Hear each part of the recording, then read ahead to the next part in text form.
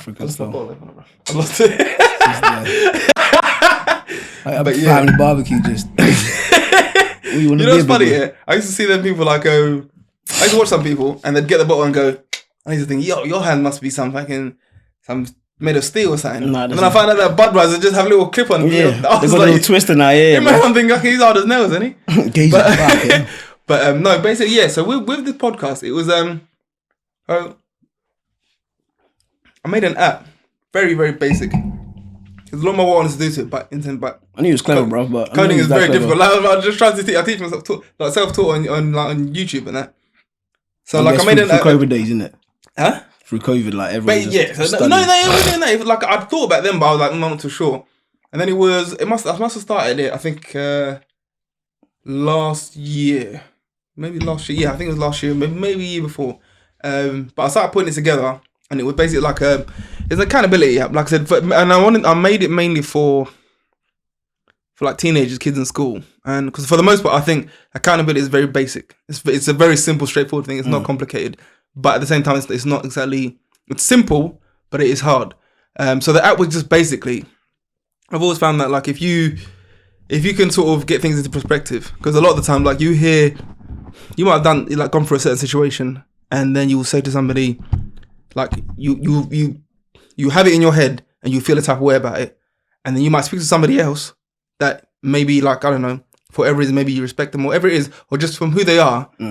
And then they relate back to you, and you're like, oh, you know what? And then you see it from a different angle. So a lot of the times is, once you've calmed down, if you can put it into perspective, ideally that's like, I've always found that helps, especially for like, for like kids or teenagers. Reflecting, digesting it. Basically, yeah. And I remember like, I've seen when I've watched it all been on social media and whatnot, I've heard people talk about, even like when me and Miss have gone to like couples counseling and things like that, one of the tools that they use is they write everything down. Write it down so you can see what it is that you're talking about. It's like when you leave a job, they say like do your pros and cons in it. Basically, yeah. So you can see it yourself, because I think sometimes if you just say it, air it, it's just whatever. Exactly, yeah. So basically, what it was is that, like I said, the app is simple. You just basically you go in and it says, what seems to be the problem. Like the first is like an initial message say, the fact that you've taken this step suggests that you're on.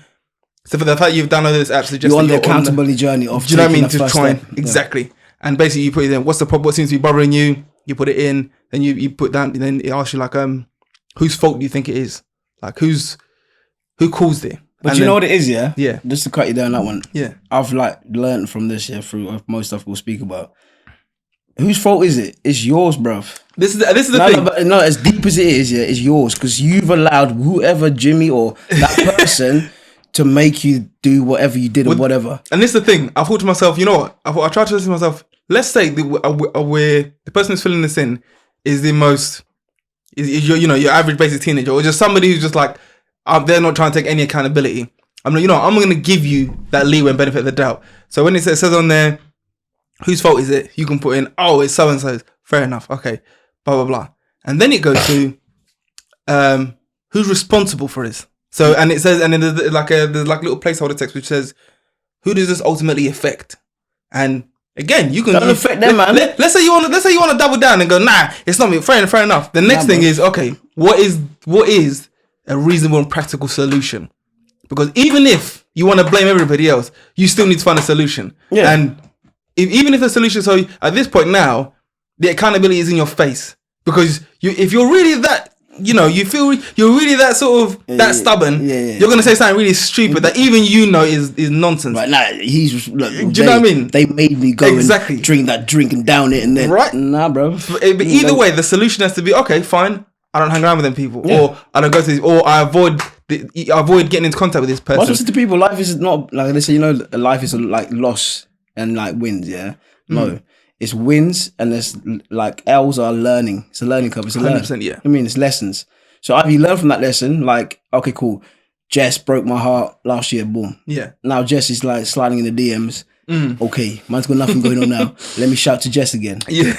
And then now Jess breaks my heart again. I'm like, boy, Phil, man, like Jess is like, boom. Like, you're not learning from it, innit? And this is the thing, it's one of them things where it's like, and this is why I sort of wanted, because the goal was to sort of, is to get it into schools so that when kids are in detention, one of the first things they need to do is, okay, you're gonna fill this in terms of how you got here. I would never do this. Big man, that's not gonna help me. Do you know what I mean? But it's that thing of you can get to understand why you're in detention. Do you know what I mean? And that makes sense. And because what it is, I made the thing that because I thought about having drop down menus where you can pick an option. But I thought, you know what, now let me leave it as you write in because at the end of it, there's a summary of what you've put in. Yeah, because drop down messages, they will just be easy, bro. Exactly, because now there's an option of I can take, but it's literally the accountability needs to be all the way. So all the answers that you've given. Listen to this. This is where your accountability app is so sick. Yeah, hold on. So by having no dropped options, yeah. So by the end when that summary comes in, you can't say nothing, big man. You wrote that. Exactly, you wrote that. Accountability is the ability of the account.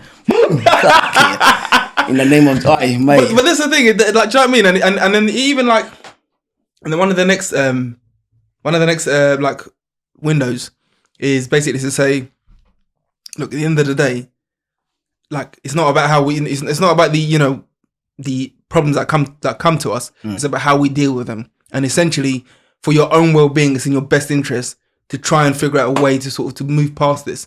And there's even like a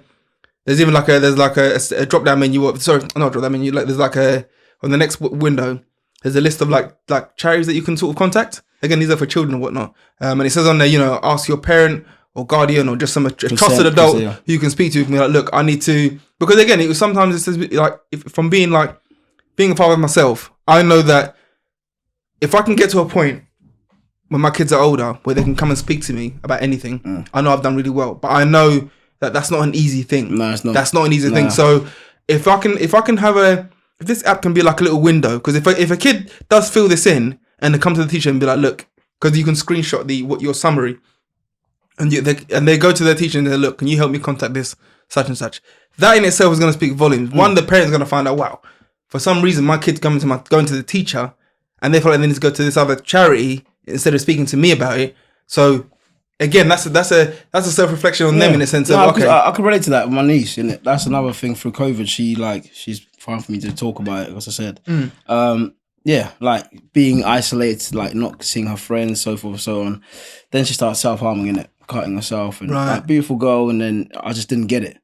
And then so she was going through this little journey stuff I didn't know. And now we have the understanding. So when I came out about my stuff, like she texts me now and then to check in and I check in with her. But yeah, man, the youth since COVID, bro, like how you gonna tell me you're gonna give me a grade on my predictions? And, do you know what I'm saying? So even though I got like C and then I'll do the test the next time, you know what I mean? It's so dead. So anyway, because most like, when you do like mocks, you don't really do, you just like, it's not. Oh, what miss? That's today. Oh, bro, man didn't even revise it. Hey, okay, run it then, innit? She'd be like, okay, 2 + 6 is 8. What? Square root. Allow this one, bro. So I'm mocking it, boom. Well, that's the thing. You get what I'm doing, so then you get predicted grade. Exactly, yeah. The fact that you call it a mock is just, fine. It's not serious. So there's an element of like, don't get me wrong, there's some people that are consistent through and through and they're what do you call it, but at the same time, it's if you label this thing as it's not serious, then I'm not. It's not likely I'm gonna take it serious. Just going back to what you're saying about your kids and stuff, like so I'm like now the person that she talks to, innit? She doesn't like, she feels she's a burden to speak to her mum and dad. So I get what you're saying. So like this app, I think personally, yeah, it could be a vibe because most kids, like, you don't want to talk to your mum and dad about it because then you come home and then they want to like, are you okay, Timmy or Sally? Or... Well, you got to think to yourself, if you're like, especially if you come from, imagine like, I remember when we were growing up, my parents are from Uganda. Come on, brother. So when they got here, they are full adults and they're who they are. There's very little things I could talk to them about in terms of like life in Western society. For the most part, they're like, what you on about? So, don't get me wrong, luckily, I can relate. We had a quite a big family. So I had my older brothers. I would be surprised you didn't have a big family. African people, we are just, that's one of 10, mum is one of 9. I've got 29 cousins. Cousins that's like 2 years younger than me. And I'm like, what? I'm gonna call you my uncle. Are you what? Anyway, you're going. But yeah, it's like, I wouldn't know, there's no way I can come to him and be like that, this is happening, that he'll be like, what are you on about? He like in his school, if they got in trouble, they got beats. Like they got the cane. So you was born in right? Yeah. No, I was born in Uganda, okay, and then but I came in very early, like by like 5 years old. You bust cases. Mate, I got whooped with. I got hit by the head teacher. He called me into the office when he found I was coming to England because I was like top rugby player. Yeah. Big G. Yeah, my man called me on the thing, Mr. Fisher, we used to call him Fish Cop, yeah, because he was a waste man. Yeah. Don't rate that. But yeah, call me in, Sasha boys to come to the office, blah, blah. He's like, yeah, I heard you going to England, big man. So you know the rule in it, the wooden ones. Yeah. My man turned it twice, and then he made me go, because we had the blackboards in it. Yeah. So he's like, yeah, end of today, I want you to collect all of Block B's rubbers and then clean it. Yeah. And I was like, what? So yeah, man, and I got whipped. My dad was a head teacher in it. So he had a bamboo stick that had some like the white sellotape. Yeah. Then he had like just a normal belt for the kids. And then like, yeah, he used to whip kids around. It was fun. Like, that's the thing. He'd be like, yeah, Thomas, you sit there, do the, so Thomas like, all right, cool, Mr. Boyce, I'll help you out. My guy was doing the whole like sellotape around the bamboo, bro. And he's like, all right, cool, you done? Yeah. And I bend over, boom. Do you know what I mean? And I feel like the same, like, that was the thing that changed. Like, it made you, so you know that, okay, cool, man can't be a dickhead in class anymore, innit? Yeah. Because I was like a madman in the back of days and I was naughty. So when them sort of things, you think, oh, if I take my nan's apples today, I'm going to get hit again because it happened last time. Well, the teacher very quickly, like, even like to go back to what you were saying with your dad's stuff, so yeah. You learn that very quickly that there's consequences to your actions and tough. Did you get whippings? Oh yeah, 100%. Oh, okay. Oh yeah, at home, yeah. There was, I didn't escape at home, bro. Like I said in front of your friends and that. I said this. I never got to push in front of my friends because, to be honest, there was no. Yeah, not in front of my friends. I'd get like verbal scoldings, or like. To be fair, it's this year. This is how I know, like, I wasn't, in terms of like being a bad kid. So when we go to church, you see a lot of kids getting disciplined there and then. You know that. And do you know what I mean? But the thing is, even seeing that, because that's a normal thing within our community. So when you witness that and you're in church, that's enough to let you know. Okay, let me go sit back down. Do you know what I mean? I'm gonna go sit down and wait till Sunday school's over, then I'll go play. Do you know what I mean? But it's it was one of the things where it was something that sort of let me know. And again, I don't think I articulated this as a kid, but it let me know very quickly that there are some consequences that you may not be expecting to certain things that you might do. And again, I'm not, I don't use that approach with my kids. For the most part, I just chat to them, and it's not that deep in terms of, because they're just kids. But I think now as an adult, I'm very much aware that got drummed into me in the sense of sometimes you might do something that you may not think to yourself is that much of a big deal, but the consequences that might come from that may be so severe that you're generally rocked back and you're thinking, wow. It's funny you just said that, which is like obviously leading to the whole suicidal thing in it being on that bridge. I wanted to, before you go, I'm not going to go into it. I'm saying, but is that I didn't deep it until you said that everything that you do has a big impact consequence. Yeah, but no. And it's one of them things, but like, because firstly, I want to ask, how are you now? First and foremost, because I've known you for a long time, and I think it'd be, to say the least, you're a social butterfly, and you're very good at it. Like, and as far as if I was ever thought of someone that might be struggling at all or going through certain things in terms of mental health, again from my own ignorance, I never would have thought you. In fact, we saw each other in Newmarket not that long ago before you put that post up. And I was like, yo, same old Sachin, energy's high. Doggy and that. Do you know what I mean? Do you know what I mean? It was just like I even got a little bit of nostalgia in a sense. So like, but yeah, like take us through that. Like what? I know how can I say it, bruv? Okay, let's just like take it back to, because obviously like I deeped it. Like I feel like you said the words, the social butterfly, the energy guy, the happy, smiley person. And it all started, I think, when this happened, when I lost my two aunties and uncle in a car crash. Right. My uncle was such a successful young man. He ran shopping markets. Right. Shopping malls, not markets, malls. And then he'll go to different areas in South Africa and create opportunities for people, so he'll like get the place built up and then he'll run a team of people and then leave that place and then move on. Anyway, and then my grandparents got kind of old. Yeah. Granddad got ill. So then he moved back home. And, me and him talked all the time. Like, I had friends that go to South Africa and then they'll take him like a package. His favourite perfume was Versace. Yeah. But yeah, so he was a nice guy, but he was going through a lot of things that we didn't know about. So he came up being gay, which again, is so the norm nowadays. That's nothing. Yeah. My big man in Africa. You are gay. I will hit the out of you now. Literally. So yeah, he went through a few things and stuff like, you know, and Uncle Michael, man, he was just a very humble, giving, nice person. Like when I was like 16, every time we go home, innit, we go to the local bins and that. And then like, I'm going out with Uncle Michael when he comes home. Got my first little sip of juice and that. Head was spinning, I was vibing, but it was always a good vibes around him, innit? Yeah, 100%. So anyway, that happened. So when we saw the video that the police sent us, so there was like a truck that transports petrol. Right. And so the car was coming. So we just thought it was a car crash. That's all we heard. And then the car came. So the car was going on the other side, and then you just see him pull into the last minute. Boom. So he just killed them all. My two aunties and him. Really? And then no reason why. Because he was building my grandparents' house and helping them, the builders knew he had money, so they were taking advantage of him. Really? And I was like, rah. And like we spoke about him coming to England literally the month after. And that was supposed to be December. So just remember that word, December. Wait, so did the crash happen back 2014? Yeah. Did the crash happen back in England or back home? South Africa. Back home. Yeah. So obviously that's when I came back from Marbella. I was in Manchester, like doing some bits and bobs, so I couldn't really go to South Africa. So my family went, and I just didn't really want to go as well, man. Like, you know, I hate funerals. Like the amount of you'll see in a minute how many people have died in the last 10 years for us. Yeah. So when that happened, I was like, my man commit suicide, isn't it? Like, that's mad. Deep. What? Uncle Michael. Anyway, didn't deep it. Support the family and stuff. And then I was always the Sachin, like at the Rock. So boom, that happened. Cool. Next thing going, like, you know, coming back from Marbella and stuff. And then I'm trying to adjust to UK lifestyle because of so forth. My mum and dad were needing me to come back home, some family illness and stuff. So boom, that happened. Second thing then, my brother's wife passed away, Angela, just sudden death. Again. Really? November. We was on the phone calling because my dad and that was going to come over. You know, they just adopted a little girl.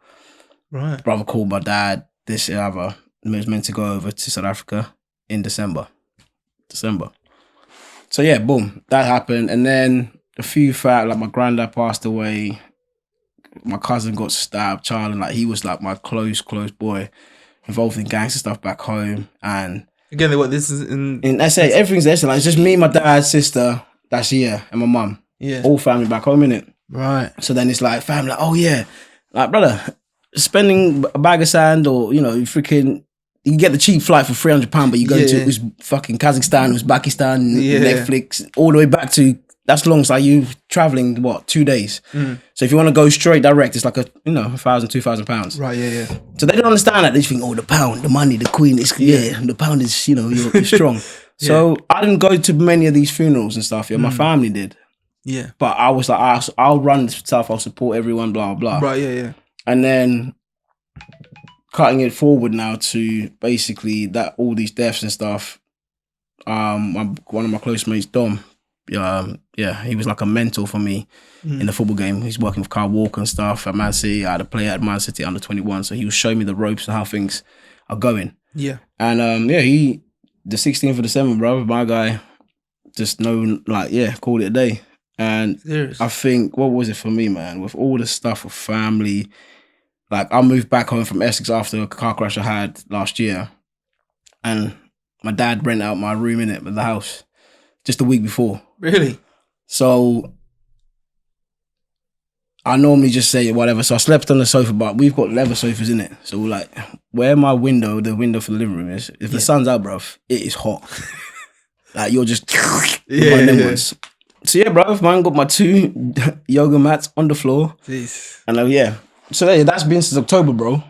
And like, jeez, man thinks I'm not saying this to be sympathetic of that. That's a setup, bruv. On the floor, gym, yoga mat, little pillow. Yeah. And that's from October to now. Every day I sleep on that floor, And every day I get up and I do what I do. Yeah. Because since that day when I decided, when that guy Steve pulled me back, I was like, okay, God's saying to me. Because in the car crash, I was out cold and woke up and I was like, rah. I was meant to go. So it just made me think, okay, there's more to life. Because again, I'm not meant to be here. My mum got her ovary tubes closed. She was like, after my sister I was like, big man. I was that sperm. I was like, today I'm busting case. So yeah, been a survivor. Yeah. And then my grandma's always said I'm a special child. I'm a special, unique one. Blah blah. So yeah, man, getting off that floor every day, bro. Like even today, like man gets up and I'm so like the whole uplifting video vibes. Yeah, I don't care. Some people don't like it. Don't care, bro. Don't change the channel. It's one of the things where like I remember like there's a guy. Do you know a guy called David Goggins? Come on, bro. I don't sleep. I just drink. I was sweating in there. Like the guy was a wham, and then just like because I listened to his book and like that when you just show me that picture of where you're sleeping, there's like as he says something like he talks about like when your life is way too comfortable or when you're just too comfortable. There's a detriment in that, and there's like there's a power in being like in sort of stepping away from comfort and getting and almost. I think it said being comfortable with being uncomfortable. My next that's the thing I live with. It's in my background. Yeah, you have to be uncomfortable being. You have to be comfortable being uncomfortable. Sorry. Yeah, because I think and he'd say that he'd say that when he said what will happen is like he did all his Navy SEAL training, but he talks about how. He does his best work, or he's at his best when things get really difficult, because for the most part, and I think from all the things I've heard on like in terms of like anything I've seen on social media, or any like sort of podcasts I've watched and things like that, for the most part, I think as far as sort of getting better, you need some trials and tribulations. So I think to be able to get yourself in a mind state where you're now, because like. It's almost like subconsciously because even where you sleep, where you rest is uncomfortable. Oh, bro, like this chair, that chair there is more comfortable than what you just showed me there. Yeah, but so the fact that when you go to rest, you're keeping yourself in that mind state of I need to. The thing is though, yeah, even Angelique, yeah, she messaged me last night and she's like, "Do you ever sleep?" And I was like, "The thing is, yeah, when I'm like up and active, yeah, and then I go to sleep." Like, I'm so used to that floor. I'm not even asked. It's not even like, even now, like, they're like, "Oh, should we get you a bunk bed or like a little mattress and that?" And I'm like, "No, I'm cool. Like, it's not that deep. I just roll that bad boy up, boom, I get going. Next day, roll it back down." You know what I mean? And that's just calm because for me now, getting a place in Cambridge, it's just not the right fit in time for me. Yeah. Because I'm not financially there where I need to be because of, again, another conversation we'll have in a minute. Even that, though, to be able to get to a point where your maturity, like, you at no point have you mentioned. It seems to me at no point is it coming to your head of what are people going to think where I live. You've just been like, it's just been literally. It doesn't make sense right financially, so I'm going to wait until it does, and then I'll do that. But for the most part, do you mean at first it's one of the things when I moved back. Don't get me wrong, the first like 2 months, I asked my dad and mum, like I was just on that floor for days. Like first, I think it was 2 weeks is the max I did. Yeah. I wake up, go for a piss, come back, and I'll just lay there, turn the lights off. No one comes in, like they'll come in. Yeah. And it was just a case for me where I think it was after 2 weeks, I don't know, I was just thinking like, bruv, like what's this? And I was like, on Instagram, I watched this quote, Kevin Hart said it, the sun goes up no matter what. Do you know what I mean? It's going to go up in the morning, it's going down at night and the moon's there. Yeah. So what are you going to do, just sit and waste for what? For what reason? Yeah. And again, going back to accountability of what you said, I worked for a few different companies and stuff. I can't mention for a legal side of things, Fair enough, but a few of them, like you said, social butterfly, mate, I was bringing in people to them. I was going to events and stuff, and I put in work. But what, you need me in Liverpool at 12, and you need me in London at 8. Okay, cool. Man, we'll make that work. Boom. And that's what I used to do. Yeah. Bro, I used to sit on like McDonald's in King's Cross, bro, because I've missed a train to Cambridge, Yeah. And to sit there, and I'm not even going to be sitting in line, bro. It was like some days there was a little burger that was left there, bro. I don't have the money to do it. So man just 100%. And like Eric Thomas said it, bro. Steve Harvey, them man out been. So I thought, hold on. Yeah, I'm not being so sharp. But yeah, bro, I literally. But the thing is, like, this is what I mean when I have this. It's interesting. Even with my kids, like I make a point and it's difficult for me to sort of try and make them understand these basic things of like just basic survival situations in terms of, as you said, like you're in a position where I've missed the train, I'm hungry, and like what am I gonna do here? There's an element that like I say to my kid, there's this phrase that always comes across that floats about at the dinner table when the kids want to be a bit like panicky about what we're giving them for food. And I say to them, you don't want to find out how important food is. I'm letting you know that now. And I say to them, I'll be honest with you, I don't really know how bad it is, but I've got close, and I'm letting you know now. You don't want to be at a point like you keep telling me you don't want to eat the crust of the bread of the sandwiches. You don't want to get to a point where you're like, yo, I just want some and it's difficult because as parents, as parents, we try to make everything comfortable for them because they're your kids. But at the same time, there's a part of it that's like, I think I don't know if I'm really prepping you for life because should this safety net that we're providing just there's gonna be an element like, yeah, bro, they don't teach that at school. Like, when's the last time you used a Bunsen burner? Exactly. Thank you. I mean, so like the things to me is that teaching the kids of stuff of like, look, you know, when I live in Marbella and stuff, money's been up, money's been down, and and I've learned something as well. Like, well, some of the pictures and videos, like I was rolling around with some very interesting people. So we used to like go to like different places. Like, so you do the season in Marbella. And off season, like, all right, lads, like, where are we going, mate? Where are we going, lads? So that says it all in the accent. Yeah. So yeah, like my birthday, 21st, boom, we went to like Vegas, bro. Did you? Penthouse, done it big. I was like, what? But again, because these guys, they just live that lifestyle of like, okay, we make money, we spend it, and I learned that it's like the one analogy I say to myself, yeah. Mum and like my dad, like family's like, look, save money for a rainy day, and I'm like, all right, cool. So now I've like get my money back up and stuff and learning things. If you save money, the one thing I say to them is like, all right, cool, I get it. If I save £1 million, over a space frame of 5 years, yeah. So 5 years, day one, I die. Who gets to get that hard work grind? So I say to people now, like I make money and I spend it and I save a little bit. Yeah. Because at the end of the day, I just genuinely, if I haven't got the money now to go to Auntie Susie's wedding, I don't have that money because I'm living life every day, bro. Yeah, that's right. Yeah. Do you know what I mean? Yeah, you can't always, like, you can't keep the raining day mentality all the time. There's an element that, I think for the most part, it's like a hollow victory. It's I remember ages ago, I remember when we were younger, my cousin, he got a job as a chef. He was working in the kitchen and at some hotel. Don't get me wrong, it's not that it was big money, but at the time we were all kids, so he's doing it. He's the big one money, yeah. But the thing is, he was working like 12-hour days. So he would work, like get up first thing in the morning, come back late night, go straight to bed. And he was getting, again, for us as kids, he was getting a lot of money. But he could never spend it because he was just tired. And he only sort of managed to enjoy it when he finally sort of I think what would happen, I think it was only a temporary position anyway. I think when the thing ended, because he had got it from through agency. So when it ended, then he was able to spend it all. But he was like, yo, I wasn't, like, that money was just there. I could never use it. And for the most part, I was so tired that I can't do it. Do you know what I mean? It was like a hollow victory. So yeah, I don't think you can, I think there is an element you need to sort of kind of smell the flowers while you still have them. So, and I think you're right. I think it's a case of save a bit, but enjoy. So, and again, not say, just go spunk all your money. But if you see an experience and you like something, by all means do that. Do you know what I mean? But I don't think but that's what just learning. Like, even when I was in my bed, like me, all the guys I used to chill with and like the stuff that couldn't be put on social media because of certain people I was with. But like, bro, Maldives, Monaco, Dubai, Bora Bora, Cancun. Yeah. I've been everywhere. I've been on private jets and stuff. Yeah. So like, even for me now, I'm like, okay, I've done that. It's been fun.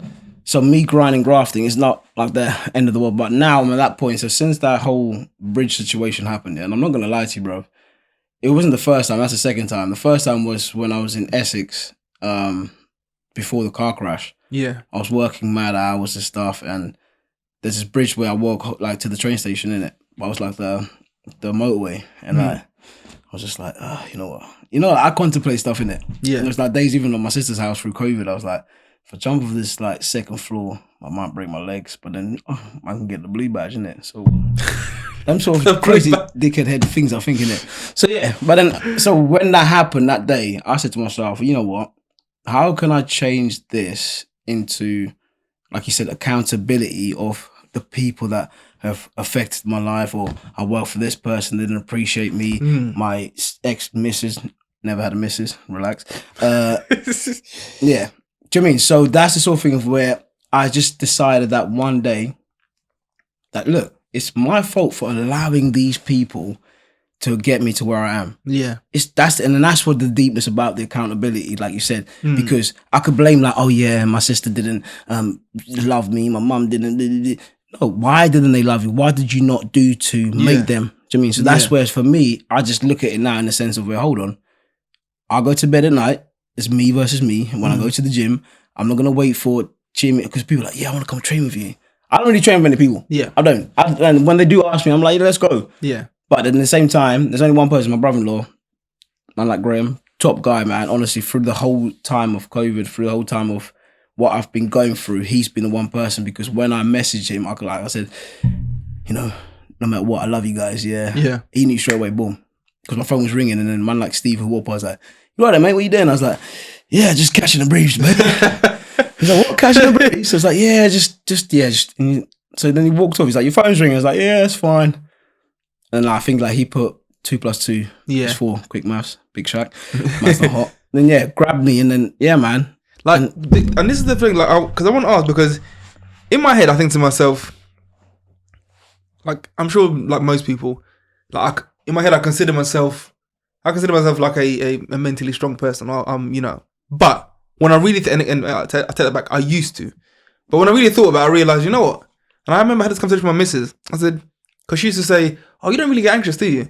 I was like, nah, not really. And then I realized, then I thought about it, and I was like, wait a minute. And the reality of it is this: I just avoid things that make me anxious. So there isn't a situation that I like. If I see something, so if you said to me, Phil, let's go bungee jumping, I'm like, no, because that makes me anxious. So I wouldn't do it. Now, of course, these feelings come up in lots of other different things. So for some people, it's being in crowded places. For some people, it's, I don't know, meeting new people. One of my close mates, bro, it was 2p and 1p coins. And this is the thing. It's like I said to myself, I realized that when it comes to sort of overcoming anxiety and things like that, I realized I have very little experience in that. And I realized that I thought to myself, you know what?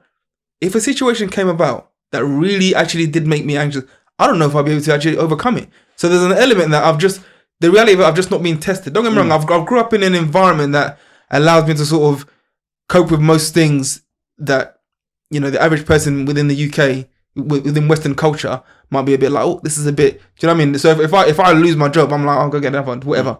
But in terms of actually my character being tested to the limit, and I learned that, like I said, when I became a dad, when I was like, well, Jesus. I remember I've said this before, one of my first episodes, I was sitting there, and it was about 4:30, little man wasn't going to sleep. I'm looking at him, looking at me dead in the eyes, like, I'm not sleeping at any point. I've got to be up at 6:30 to go to work. And I'm sitting there trying to rock this kid to sleep. And I'm sitting there thinking, yo. And that is, you know, I had little thought, I thought to myself, this is where them man go get milk. And I come back. But I said to him, but like, and the thing is, the feeling came and went within like a second. But and I was stressing. I'm in there thinking, what I'm gonna do. I was genuinely so scared because I thought to myself, and I said to myself, you know what? And I realized, at that moment, my heart went out to any single parent. I thought to myself, if this was it all day, every day, if I felt like this, there's no way I could go on.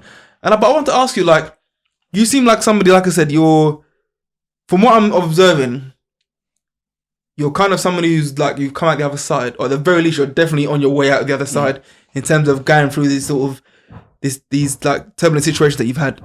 Like, when you got to the point where you was like, you know what, I might just end this, or what was sort of going on in your mind? Was it just a case of, for me, like I said, when I had my moment of, I don't think I'm cut out for this, it was fear. Like I have a fear of not being able to be the father that I'm supposed to be.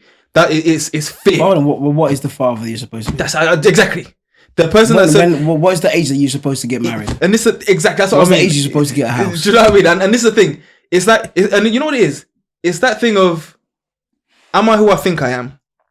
Because a lot of times you like, even like as you know, as a youngster, as a teenager, in your head you'll go out and you think, I'm so and so, I'm this, that, and the other, whatever. Or like, you know, even let's say when you first start going out with your mates, in your head you might think, I'm Johnny Big Bollocks. then you get punched in the face and you're like, okay, maybe not. Let me relax a little bit. So it's that thing of when you start going through life as an adult. Hold on, remember my birthday in Leeds. Okay. Okay, carry on. Yeah, we'll gloss over that. But then, like, I remember, like, you know what? Man, like Big Malachi, but we won't mention the person. I remember we went into the lobby of the DoubleTree, and Malachi's there and he's stacked up. Yeah, I swear everyone in the lobby was like, "Oh shit." The guy is so big, bro. Oh my good God, oh, Jesus Christ! But yeah, like shout out to Malachi. Yeah. But yeah, it's that thing of I was crying. Like, yeah, am I who I think I am? In a sense of, am I a patient person? Am I strong-willed? Can I really lead my family to, in terms of if shit really hit the fan, can I be the rock that's necessary to sort of, to really just get them through life? And I think at that moment, I just had a wave of fear of, you're not cut out for this. And like I said, it came and went. And for the most part, I've dealt with it in the sense of I've accepted that there's like I'm not as tough as I think I am, and the only way to sort of try and get to that point is one, don't front about it. Don't pretend like you are when you're not. So just be quite open about it and be like, you know what, this is tough and this is hard. And for the most part, like I'll never, like when I since I became a parent, when I see parents that they don't necessarily act as as responsible as they should do, I'm like, I can see why. I can see how you get there, because if you're like, especially if you're in a situation where you don't necessarily have support from your other partner, I can only imagine why, like how you get to that point. So for the most part, it's made it easier for me to, and now I can breathe. I'm comfortable. I'm like, okay, I can. The kind of the fear is still there, but it's not. It doesn't like it doesn't dictate any of my decisions or anything like that. But yeah, I wanted to know, like I said, for me it was fear. I mean, what was it for you when you got to the point where you're like, I might just check out? Oh, do you know what it was, bro? Like going back to what you're saying about the whole butterfly social guy and stuff, And I had people like from the various different places I worked at just say that I won't become shit in it. I'm just like nobody, nothing, And I'm like, my skill set is like that person. And I think that day, I don't know what it was, man. I just came back from the gym. I just sat at like the park in it, and then I just looked at my phone and I just thought, like, I had like 3 messages like from family and that, and I'm like, I don't know, like the to be real about it, I just didn't expect my mum and dad to have their divorce. Yeah, I didn't expect, When you said that when you mentioned it in the car, man, 36 years together, bro. Like, that shocked me. 36 years together. My mum changed the locks on the doors. Like I was left with my shirt, my tie from work, and then because I never, just interrupt, but like again, something like that, you'd never think when you got to a point where you're more or less your own person in the world in terms of you left the nest or whatever it is. You'd never think something like that would still affect you to such an extent. But until you mentioned that, if I thought now, if my mum and dad said, "Oh, yeah, they're getting divorced," I'd be like, yeah, because it's not heard of in Africa, innit? No, like, they just when you meet freaking Elizabeth or Jim or John or whatever your partner is, that's destined to be like divorce in South Africa is really rare. Same as most countries in Africa, innit? Unless you're certain other countries, I'm not going to mention names, that you got 20 wives and that. They know which countries. But yeah, so when that happened, man, because my mum was like, mate, they say like, a son's first love is his mother, innit? Yeah. And me and her were close and connected. So then for me to speak to her, there was that element. So every year for like her birthday, I message her, Mother's Day, and she doesn't reply, which is fine. But it was that sort of thing. I make the effort to see her. So it was that, and then obviously with work things, and then, I was like living on my sister's sofa, for example, and I just felt like a burden. Like there's days where I just sit in the park, bro, for hours, like, because I was just like, let them man and have their family time. Yeah. I'm like, where are you? I'm like, I'm just at the gym. And they're like, well, you've been 3 hours? I'm like, yeah. Do you know what I mean? Yeah. But also the another thing I learned as well, man, which is kind of like you said, social butterfly, people, friends and stuff. Like, everyone's like, this is my 3rd Facebook account. Yeah. After my Bayer. my Twitter got hacked after 25k followers and stuff. Really? And so everyone's like, bro, you're famous, you know people. And I said to people, look, we've got Rodney, we've got my sister, my brother-in-law, I've got families that like friends, even like Angelique yesterday, like, you know, I was in Manchester last year and she like reached out, we spoke. There's certain people that I say on Facebook are friends. Yeah. The rest of them are acquaintances that I've experienced a moment with. Yeah. So that's what I mean. So all of that stuff, honestly, in that day, I was like, you know what? It was last year Christmas, yeah? I didn't text anyone for the first time in like the few years. Yeah. And like a few messaged me. And I thought, you know what? Like, you know, happy Christmas, happy New Year. Friends that I thought, people. Yeah. So when we used to be there, oh, Sachin, let's go party. So when I stopped going out drinking or not messaging you, and I said to people, it takes two to tango, innit? Yeah. So anyway, so that day, man, it was just a case. So when I sort of reflected on like, I was like, you know what? My phone don't really go off as it used to go. Yeah. That's fine. My family's a bit up and down. I missed the shit out of my uncle and that. Yeah. And then, you know, my guy that just passed away, like multi-millionaire and stuff, he's my mentor, he's taught me things. Yeah. And I just thought, you know what? Maybe it's not worth me being there, innit? Like, and that's just literally what went through my head. Yeah. I just jumped on my bike, bruv. And then, because I do this route, I call it the twat lap in the morning, innit? Like, so you go down Trumpington, Addenbrooks, and then I just knew that bridge, innit? So I thought, boom.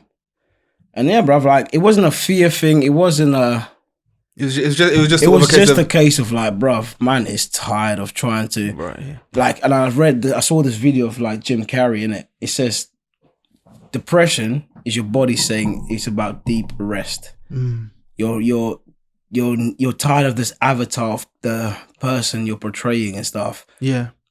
And your body's like, big man, like, I just don't want to do this anymore. Yeah. Like me, like, worrying about, if I don't text Phil today, oh, mate, you didn't text me, bro. And I'm like, come on, bro. Like, do you know what I'm saying? So that's the sort of conversation, the things were going through my head. Yeah. And it wasn't a case of like, it was literally like, I don't care anymore. Literally, bro. Like, that's the deepest. The first time I thought about it, it's like, just bantering in my head. Like, you know what I mean, when I was in Essex. But this time, when I tell you, I was just like, yo, there's a train track. I'm done. Left literally my phone, my wallet was all there. Right. So people could see my name, whatever, if they needed to find me. But I was literally... The fact that even that, like you...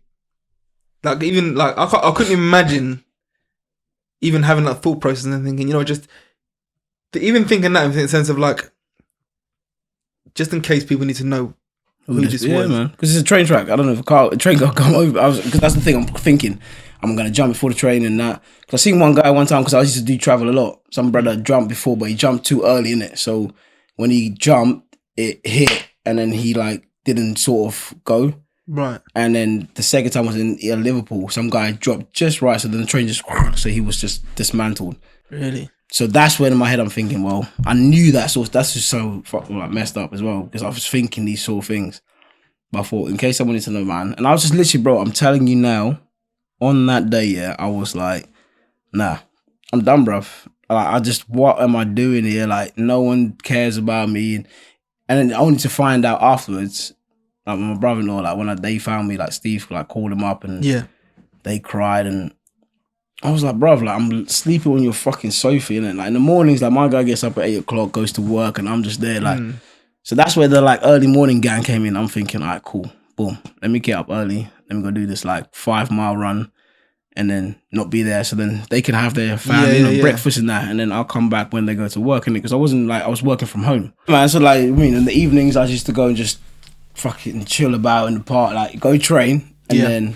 Just because, obviously, like, staying at my sister's house, man, and... Like, I appreciate them for taking me in, but yeah, it was just the case of where I just don't want to be that burden.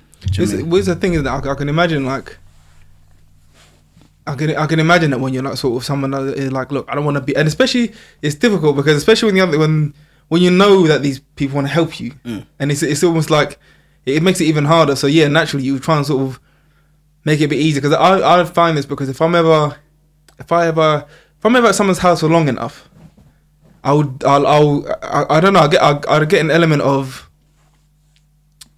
like, I'll start to sort of, like, for example, if I use a cup, I'll make sure I wash it up there and then. Because in my head, I'm thinking to myself, I don't want you to think I'm so slow. Yeah. So it's these little things. We brought up in around this area, and most of my friends have been whining it. So they're like, "Oh, feels very nice. I clean his car." Do you know what I mean? So that's why they're like, "Oh, don't worry about that sash." And I'm like, "Nah, man. I've been talking like." So most of my friends' mums are like, "Hi, madam. Hi, sir." They're like, "Nah, call me Shirley." And I'm like, "Well, unless you tell me that." Exactly. I'm not gonna. Because I'm coming like, "All right, Dave. Who's this?" So yeah, I get what you're saying. So cleaning up the cups and stuff is that when you're someone's house, is that respecting it. Yeah. So when you live in there, bro, like that's the thing. And I thought to myself, if I lived it would be a case of if I lived here, I would. Yeah, and the thing is, especially if they have a family, there's an element I'm like. But don't get me wrong here. Like through COVID, like it was like a godsend because Graham he's a health. Sorry, what's that worker called? Key worker. Key worker. That's what. Let's clap for them. Absolutely, definitely. Dead thing. What was that about? Anyway, we'll address that another time. But yeah, so then I looked. So I did this homeschooling in it. So my sister wasn't really well at the time, and so I was like, you know what I mean, my little nephew, man, like Joe Wicks. Oh my god, that guy. Rate him, Joe Wicks. You were a sick guy, but bruv, every day you're into you. It was just okay. Do the soldier, do the march. Okay, now we can do the. Do you know what I mean? The first 2 days, I'm like, yeah, Joe Wicks. Boom. Day number like 6, I was like, yo, Mikey. He's like, uncle, we have to. So yeah, anyway, so then me and him, like, you know, got onto that and I was helping them with that. So I was like, boom. And then like, oh, thank you for it. But I wasn't doing it as like, oh, because you're doing this for me, I'm doing that. Yeah. I just did it because you needed me to, because I was there. So what do you think? I'm just going to be in the room or just be that guy? Exactly, yeah. Because you just be weird. Yeah. So like we had the table setting. So like we did the schedule, like 9 o'clock, my mum was there. Like 10 o'clock they have like their break and then 12 o'clock lunch. So I did the lunch and then so basically my little nephew, top G, on the job here. My niece, yeah, there was like, yeah, I'm gonna just work in my room. I'm like, no. I was like, she's like, I'm not at school. I was like, yeah, but I'm trying to keep you like, you know what I mean? So when you go back to school, it's oh my god, my little nephew's like, yeah, Joshua doesn't like, his friend Steve, was it Harvey, whatever his name is, he's just like, he's so like he doesn't know what to do. Yeah. But I'm uncle. I'm very like big man spud me in it. But that's thanks to me. So I wanted to be in that sort of routine. Yeah. Absolutely. And that's what I think for me. It's the same thing like in the mornings and gymming and stuff. Like you lot see on Instagram. I'm like, no matter what, bruv. If I'm up late, whatever, I'm making sure I'm in the gym, bruv. Because it's again going to back to you saying being uncomfortable. Yeah. Well, that's the thing. That's the thing, isn't it? It's you kind of.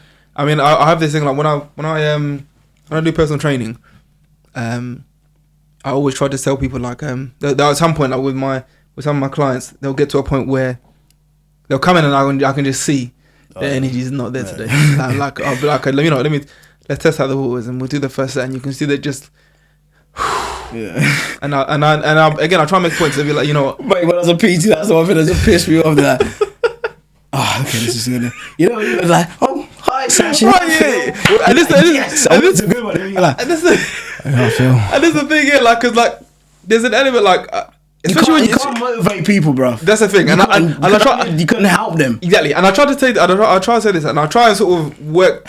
So we'll do the set, and I say the struggle. I said, look, don't worry about these times. I'll make a point to say to them, look, don't worry about the time when. Why are you signing them a dream for, bro? You know, no. I said, don't worry about.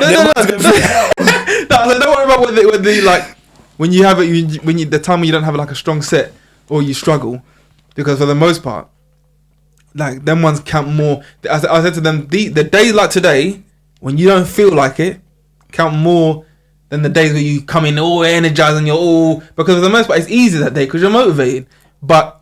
The time when you know when you're dedicated to it is when you're like, this is long and you turn. I said the fact that you turned up here when you're clearly not in the mood to do this, that speaks volumes. And to be honest, you're gonna have more of those days than you are the other days when you're like, yeah. So I read this quote like 4 years ago. Yeah, Mike Tyson. He said, "Discipline, is doing something that you don't like but that you love. Doing it like you love it."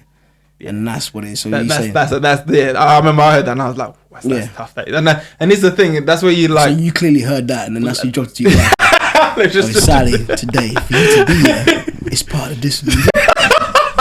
It's not a remix. So shout out to Mike Tyson, he used you, but he didn't drop your name, but I did. But like I remember like when I was going to go into the Marines, way back when, What? Pull that, reel up the DJ no, song. Oh yeah, like he literally, like before literally. Oh, this is way back. This must have been in 2011, 2012. Yeah, but I was going to Marines, and I did the whole. You have to do like something called a PRMC. Yeah, they're like pre-training. Potential Marines course, where you have to go there 4 days, and they just big one. Did you do it? Yeah, I did it, and I had to go. Like, hold on, run me through the training, bro. I went. How many times did I go? I think I went there 3 times. I went there 3 times, dickhead, bro. So the 3 times you do it. I went there. So I went the first time, and again, it wasn't like as if like. It wasn't as if like because I think so. Basically, you have to do.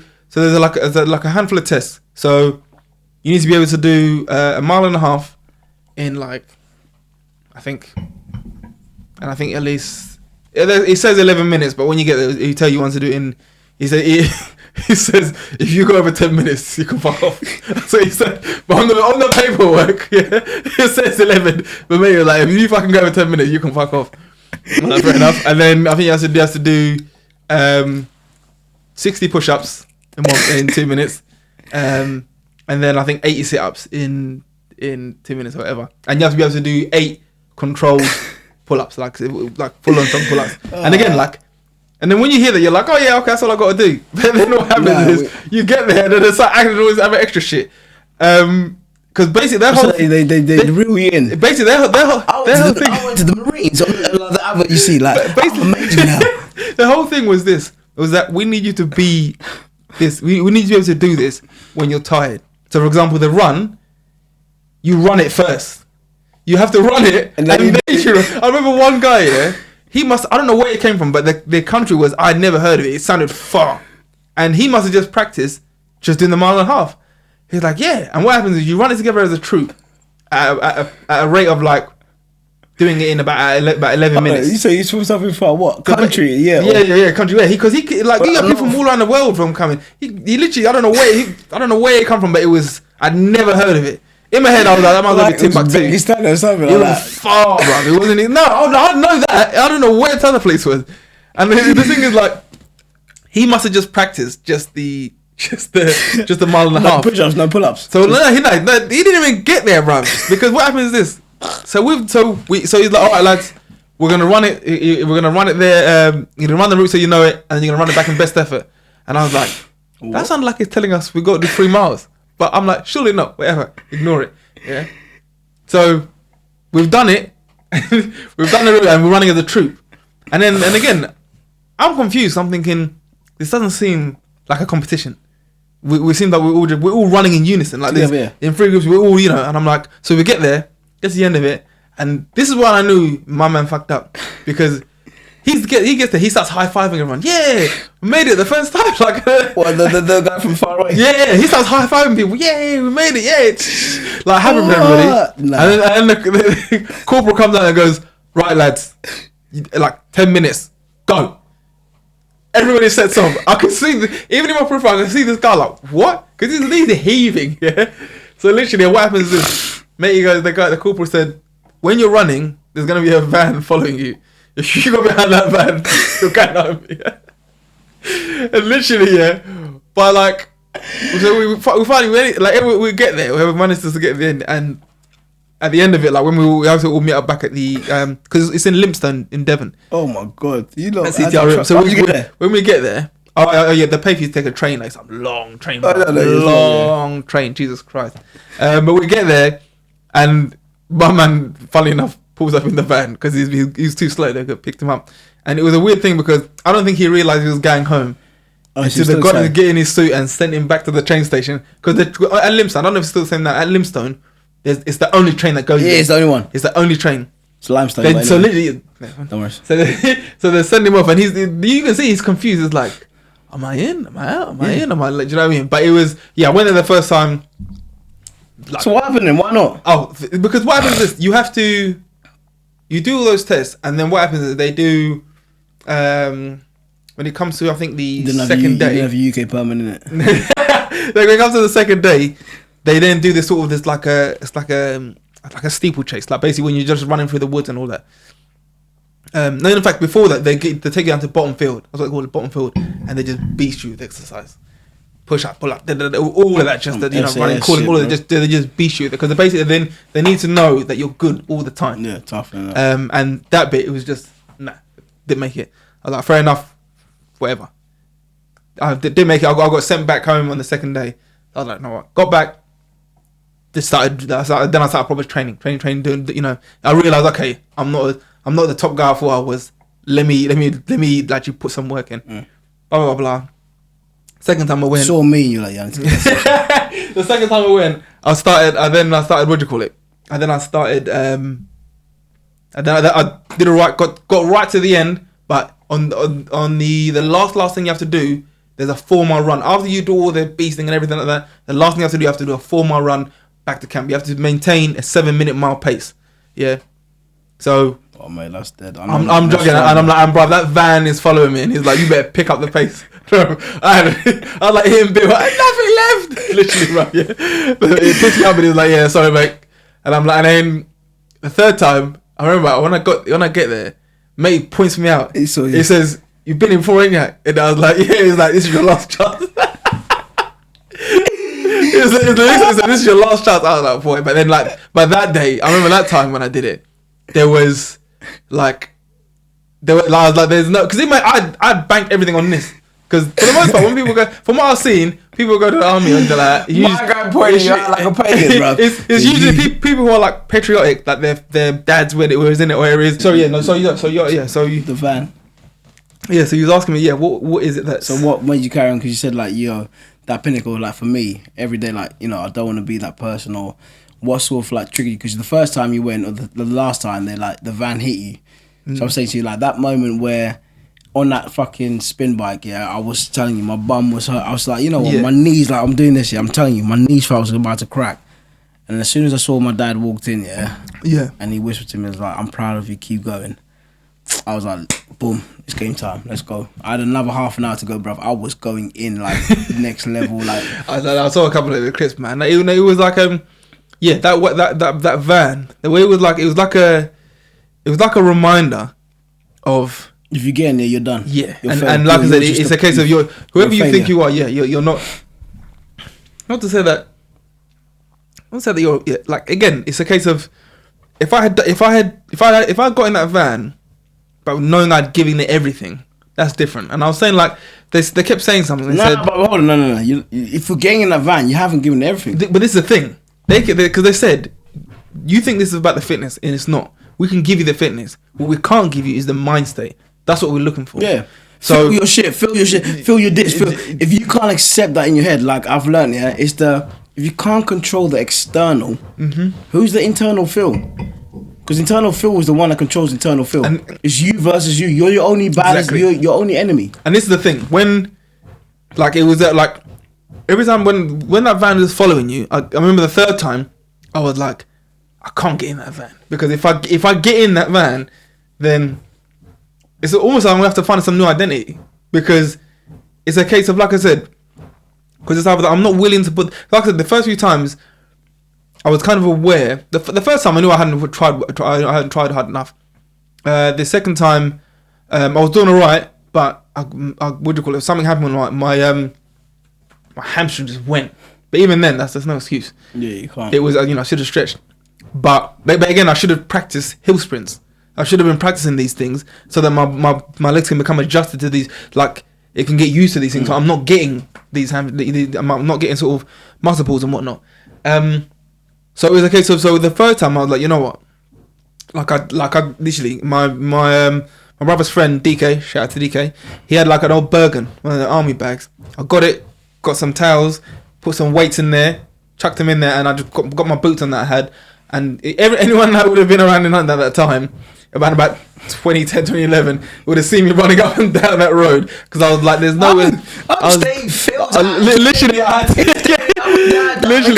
I'd say to myself, you know, I need to say I've done whatever it takes to try and get there, because if I quit this time, it just means it's not for me. But I'm not somebody who gives up. You know what I mean? Phil's run every day. Yeah. He's done it. He's come with his medal. And the thing is, and again, lo and behold, you know, once I'd done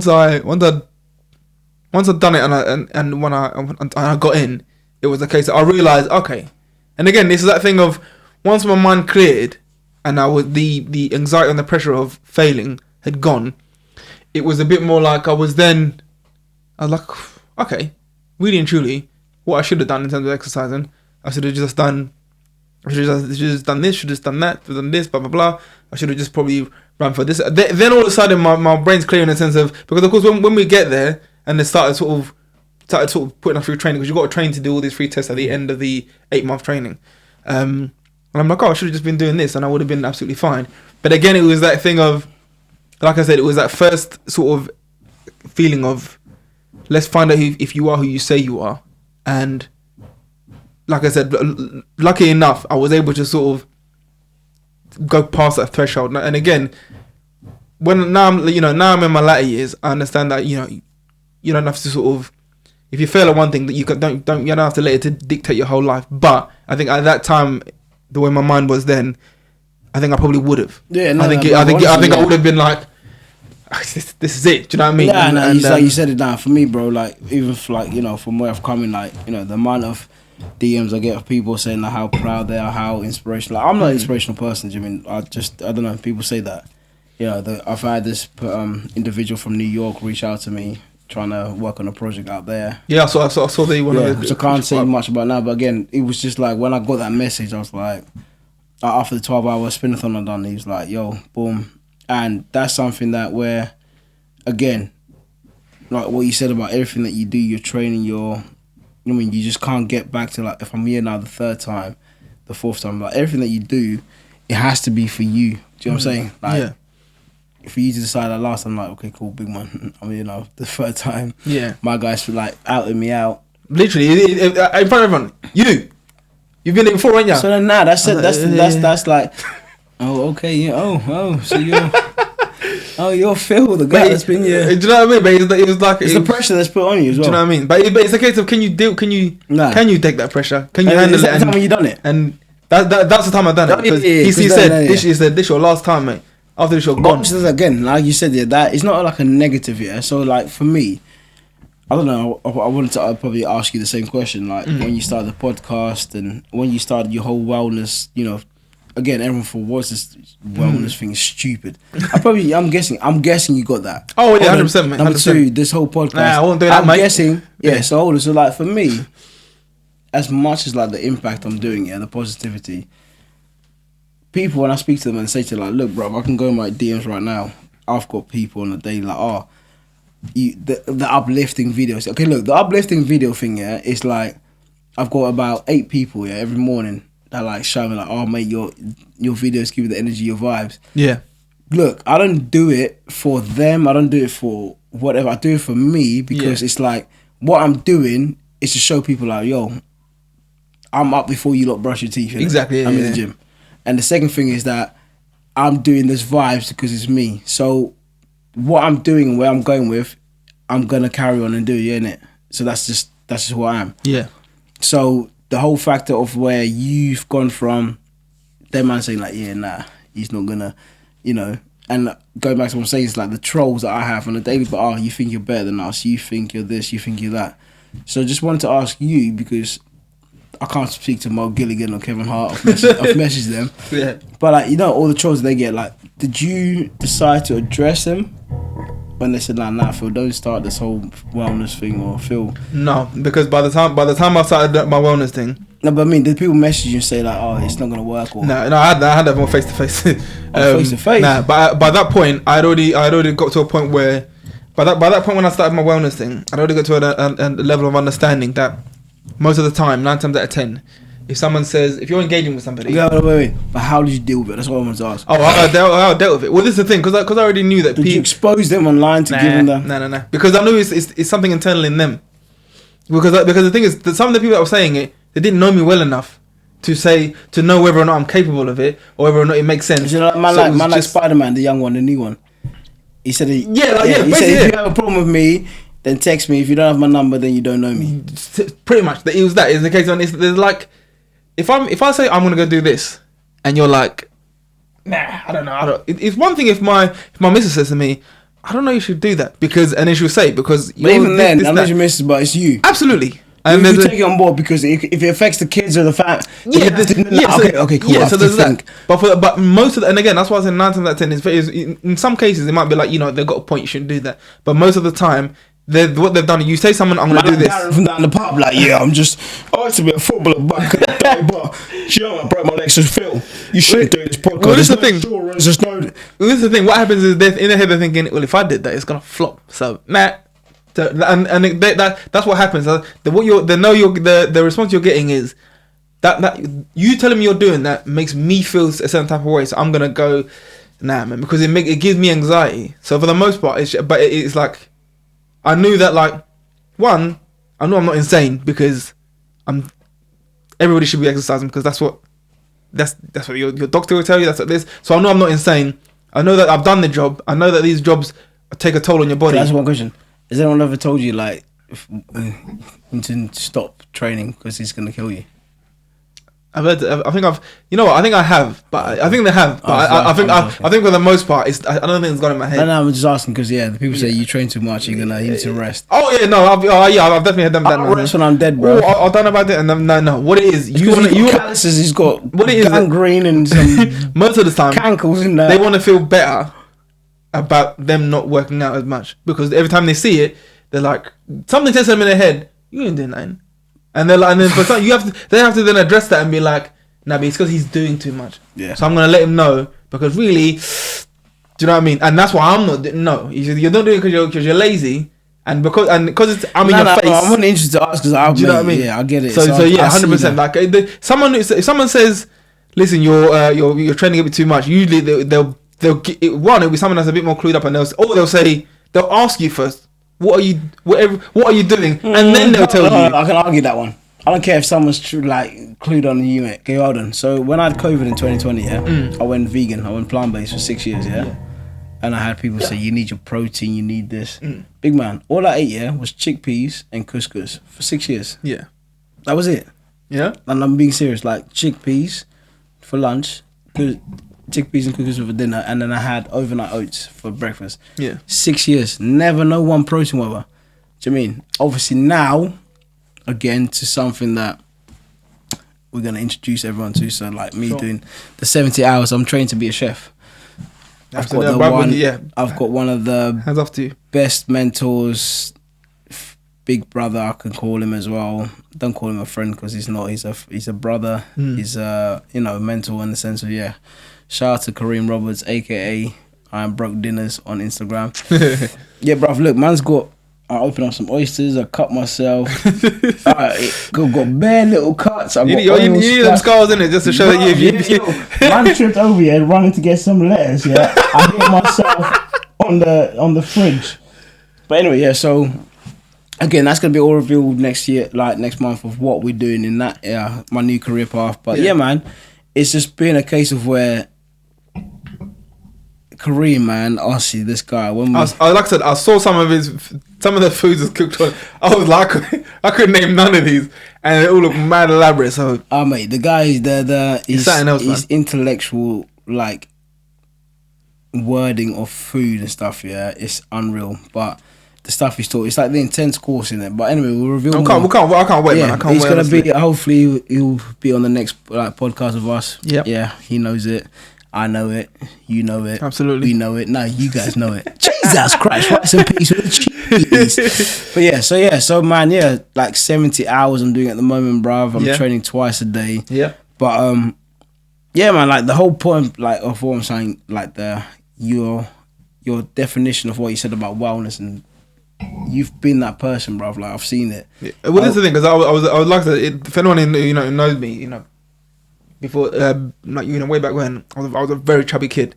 Don't get me wrong, I put on a bit of dad weight now, but before that, I was a very chubby kid, aka dad. But do you know what I mean? But it was it took a while. Like but again, I think it helped me a lot in terms of, like I said, discovering who I am. I saw a clip of you and Phil trained up or whatever.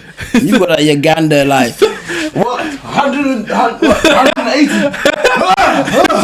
I was like, what, man? Yeah. So, but it's one of the things where it's like I think it helped me grow, especially like I said, through sort of since becoming a dad as well. I think it helps sort of in terms of discipline and sort of, and I think even for yourself, from what I see, like with your with your situation about, you know, with the with Just your to stop journey here, of. man needs a jumper still for the gym. Anyway. Oh, yeah, no, I'll hook you up, then, definitely. Today, not tomorrow, because black people always say yeah. Today, yeah, agree. 100%. Oh, yeah. 2 years later, AKA hashtag black problems. But like when you just quickly just touch on, like, you know, the train situation, I can only imagine that your journey back, you just keep maintaining this discipline in terms of working out has helped in terms of just keeping you focused in terms of, you know what, at the very least, let me try and take care of my health while I'm on this journey of rebuilding and sort of or just even sort of just coping with what's going on in life in a sense. But can I just, obviously now you're talking about training, yeah. Alright, okay, obviously man's like, I used to be like a level 3 PT or whatever you call it, and you meet these like new 6-week PTs, like, yeah man, I can train this and the other. Okay, whatever. You can't learn. Every day is a learning curve. Like, mate, like I read books every day. I learn stuff. Like, so the one thing, like, when it comes to training, like, man, like honestly, there's a few things I want to speak about, like real talk, in this whole purpose of where I've come to and where I've become. Yeah. Like training, is the first part. The second part is about how you train. Yeah. Do you mean? So like for me, like today, I'm not gonna lie. 2:00 I was doing letters, so I've got like, since I've started this journey, like charities and stuff that I've learned, like when I used to do the whole sports agency stuff, a lot of companies and people I work with that have watched my stories, they love the whole, you know, men's mental health awareness I'm doing. So they've reached out and stuff, and I can't do everything and anything, you know what I mean? Yeah. It's fair enough. Yeah. But like today, I was like, went to the gym this morning, done my letter stuff, went to bed about 3ish, and then I was like, I'm not gonna lie, bruv, I wasn't gonna come today because I was like, I am tired. But at the same time, I was like, I need to be here. So my training, literally, I did back today, So I done the pull downs, done the pull ups, I done the rows and stuff. So each training, was literally 4 sets, 10 times, and then that was a case of literally no rest. I'll do 1, 2, 3, 4, 5, 10, 1, 2, 3, 10, and I swear to God, the last set, because I knew it's my fault for being late, but it's not my fault because I should have done it earlier.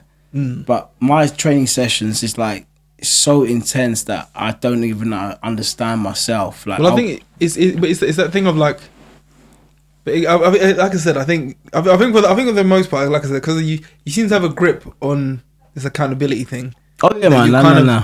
I can't blame you. You implement it almost all the time. Phil, let's go to the gym tomorrow. Alright, cool. I'll meet you at 6. Phil don't turn up. Oh, you know, fuck it, I'm gonna go home. No, man. Exactly. So now, am I gonna be accountable for Phil not being there or for me? So if I don't, why did you not train? Oh, well, it was supposed to be Phil there and he didn't turn up, man. Yeah. But I think it's that thing of, if you can sort of, because I think I kind of, like I said, it's a simple, straightforward thing, but I don't think everybody, I think most people don't. I think they just avoid it because it's easier. It's easier to just be like, especially if you say, Phil, I was gonna go train with so and so and it didn't turn up, so I didn't go, or they didn't like for example, as you said, I'm gonna meet you there at 6. It gets to, what do you call it? Like I'll message you at 5:30, make sure we're going. 5:30, I don't hear nothing. Now I have a choice. I could ring you and be like, yo. Oh, but if I don't want to be accountable, I'm gonna leave that phone. Big man. I learned this from day one. Yeah, when I've had people say, yo, I've seen how you train, blah blah. I'll meet you. So I said to people like, okay, cool. I'm going to do, so like on this charity work I'm doing, so London to Paris, London to Italy, Bristol to Amsterdam, that's all for men's mental health. Everyone's like, oh my God, it's amazing, I want to get involved, blah blah.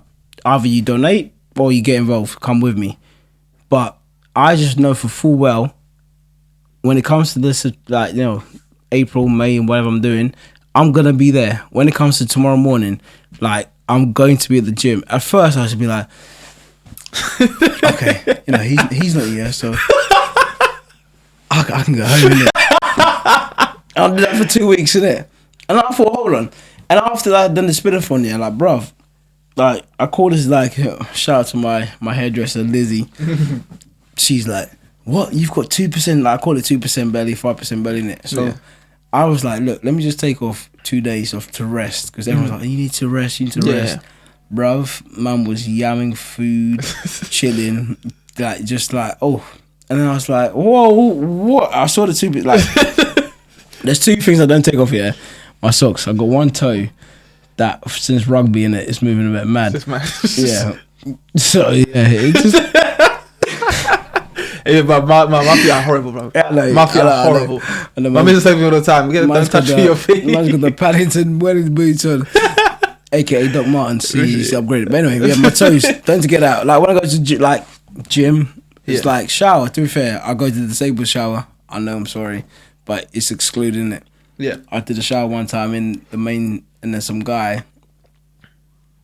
He was from some area, and he was just sat there watching me in it, and I didn't like it. I felt uncomfortable. Fair enough. Shout out to the LGBT community. I love you, but this guy was moving mad. But anyway, so that's what I'm saying. So like all of these things there, like for me now, I'm like, Phil, let's go gym. If you're not there, I'm going. So now when people say to me, so unless you ask me to go to the gym, then I'm like, alright, cool, but I'm gonna be there. Yeah, it's not gonna stop me. So that's what I'm saying. So like the whole discipline for me at the moment, man, like I want people to understand that. Yes, like you asked the first question at the beginning, which I didn't address until now. How am I? Honestly, I am so good, bruv. Like, in a way of where mentally, I'm so much more stronger that where... Okay, let me just wheel it up. Yeah. I checked myself into rehab. What was it? Like, a year before, 2 years ago. Yeah. Man, like, when I lived in Marbella, I was drinking beers and stuff, and I came back to the UK. And anyway, I was working for a company, so, like, me working... Yeah. Like... NI number, what's that? Oh yeah, the tax code is this and that. So anyway, so I didn't understand, know that, but I was working for a colleague and I was like helping her and stuff. And I mean, one night I was just basically backing bare tequila through COVID and COVID, like on that night. Yeah. And I was rude, disrespectful, and I just woke up the next day. I was like, what the hell, man? So yeah, man, check myself into COVID to like That's for you to check yourself into it. Like, to honestly, check yourself when into I it, bro. reflected to it, yeah, bro. And that's the realness about it now. Like, I can say and openly say it. Rehab, yeah, you can tell me like, yo, Sachin, you're drinking too much, you're drinking or you're... It doesn't matter what you tell me. But, so yeah, it takes for the individual that's going through that. Because I've had uncles, I've had family members, you mean like, yeah, I'm fine. So anyway, I checked myself into rehab, man, and that taught me a lot. I learned, like, so for me now, boom, this next, like, 3 weeks, I'm going into the dungeon, the cave. No one's gonna, like, anyone that's got birthday or anything, don't shout me, bro. Because I'm not involved. So so I learned a lot from when I went to rehab. I did it 6 months. I stuck to it. There's a few things they were saying and stuff, like, you know, that was like, all right, cool. And it makes you realise that it's not just you going through it. Do you know what I'm saying? But for me now, if I want to... Bro, you said that the sun's going to set and rise each day. Bro, the sun's going up tomorrow morning. So it's there. Like, so, I mean, but again, it's like for me now, yeah, how I live my life moving forward, yeah, since I wanted to kill myself, it's as simple as this. 1, I do what I want, when I want, but I do it with respect. 100%. If I'm out with you, I'm like, yo, yeah, let's get our tops. Yeah. I don't do that session. No, do it. No, everyone's got their space, so you respect it. Absolutely. If I'm out with dinner with a lady and she says bye, that's bye. Absolutely. Do you mean? So I'm at that point of me in life now, man. That because like I wanted to like you touched on it before, but I just wanted to sort of just quickly to go back on it again. Like in terms of you mentioned that when you was again when talk about the specifics of the job that you was doing, but in when you were sort of within like the sort of talent scout sports industry, in the sports industry, like I know you mentioned about sort of because sort of again in terms of who you was, there was an element that you was kind of you was willing to do the work in the sense of whatever needed to be done. I was being a hoe in that industry. Hold on. Okay, let me finish before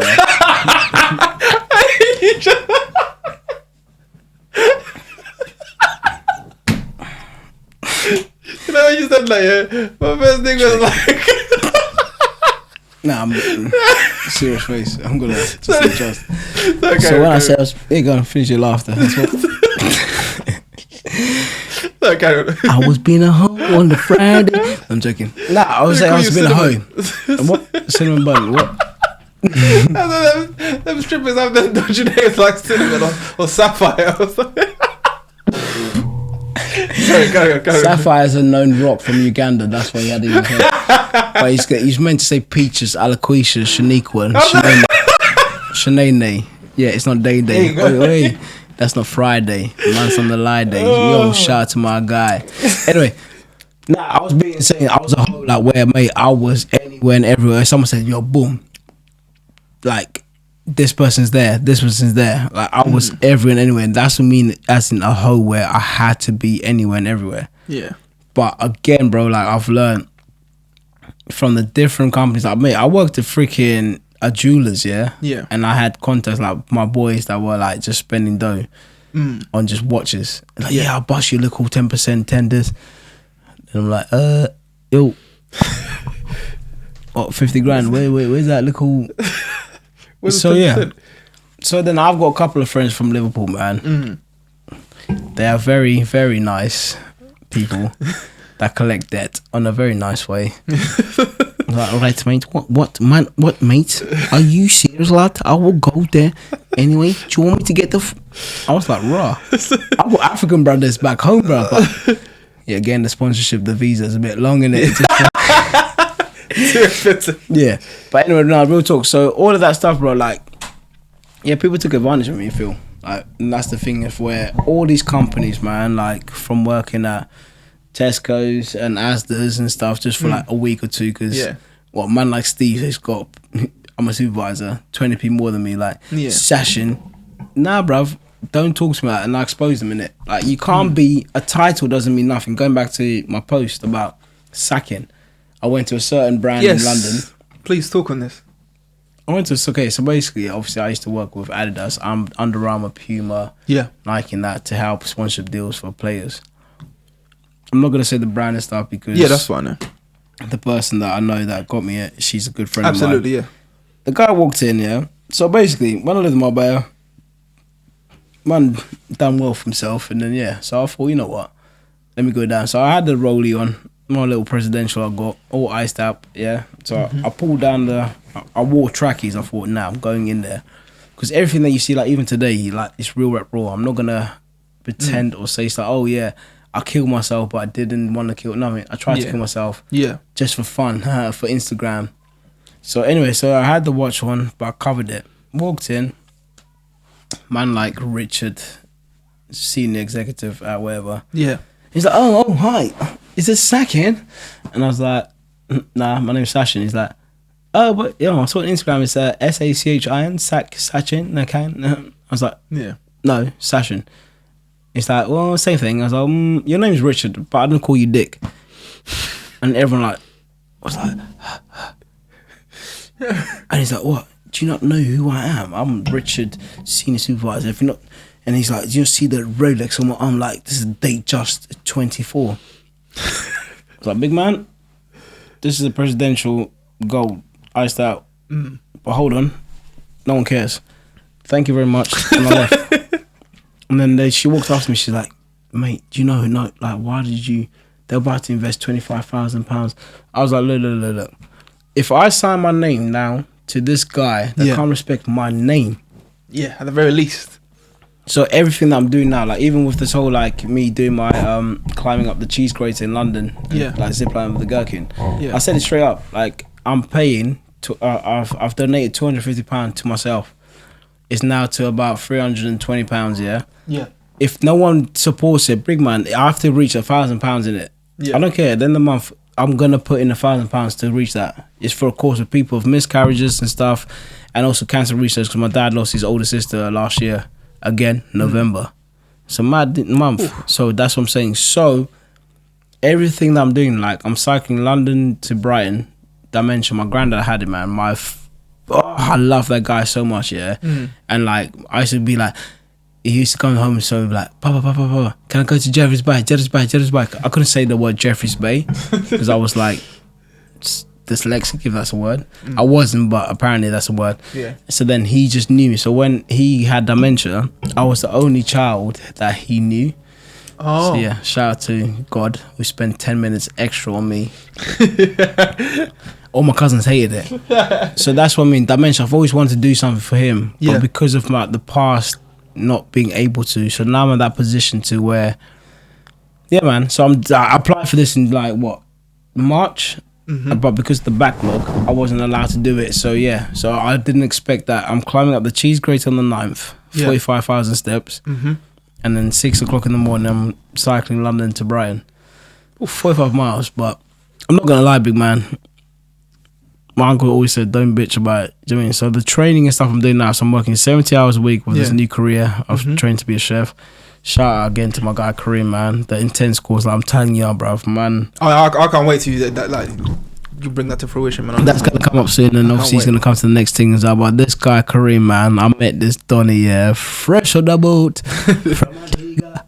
That's not the accent, but I was gonna say. That's some 90s garage thing, bro. Sound like Alicia Dixon.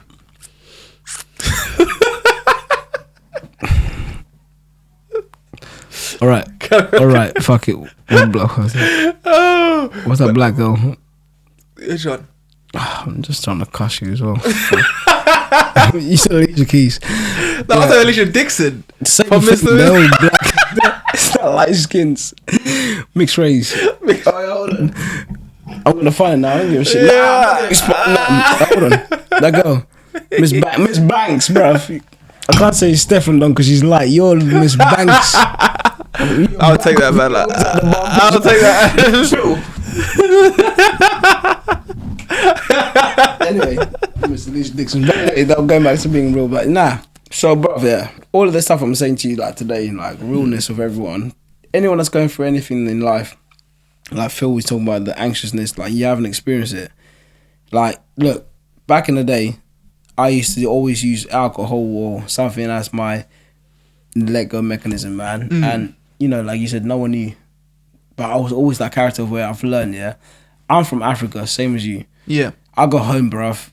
And like my auntie will give me her last piece of freaking eggs or her last piece of like meat, and I'm like, I'm coming from a first world country to a third, and that's what I've learned about life. Yeah, since then, since the age of like probably say 12. Yeah, to be grateful of what you don't have. Like we moan about, oh, my steak's burnt, or the pagans are like, well done, kill yourself, don't care. Do you know what I mean? Or the chips is this. Whereas like my family, man, they'll have some potatoes, some carrots, some whatever vegetable, and some rice, and they'll be happy. Like, and that's what I've learned now for me since that journey. Yeah, shout out to my guy Steve again. Can't say so much about you.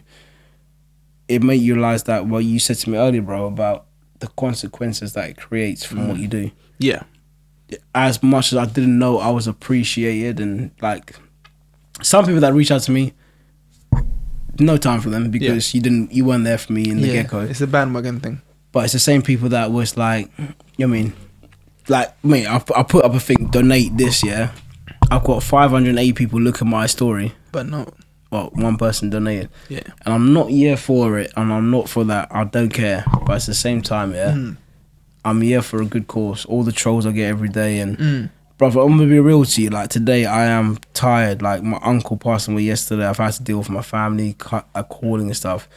But all I've got to say is that life goes on, man. There's the thing because I think that's what it is, isn't it? You think to yourself like, I think sometimes you have certain situations where you're like, like a film, like it's gonna end soon.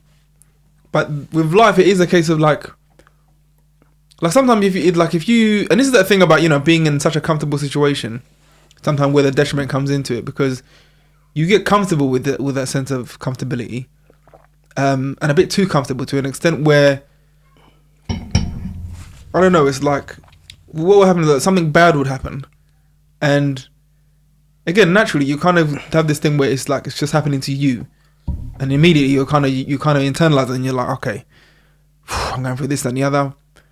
And you kind of, for a second, in the back of your mind, you forget literally there's a million bad things happening to a million other people who are feeling the exact same way you are. Let's just stop there for a second. Like I wasn't gonna mention it, man. But just hearing it all and just hearing the stuff outside, bro. Look, the main reason for all of this stuff, man. Not many people know about it, but yeah, man. Man's got a little daughter in it. My little Beatrice. I'm getting a bit emotional about it, but you're going to see what I get. I wasn't gonna bring it up. I told you about this. Yeah. I wasn't. Let it out, man. I don't think you have to say any specifics, but No. You can say how you feel. I'm gonna say how it is, bro. I'm Yeah? tired of holding it back. I got told, don't mention my daughter's name. Don't mention this. She's 9 years old now. But hold on, like you just said, like, it's my freaking life here. I'm not being rude. I'm not gonna mention about the backs of it all. But Yeah. 10% of it, like, Phil, man.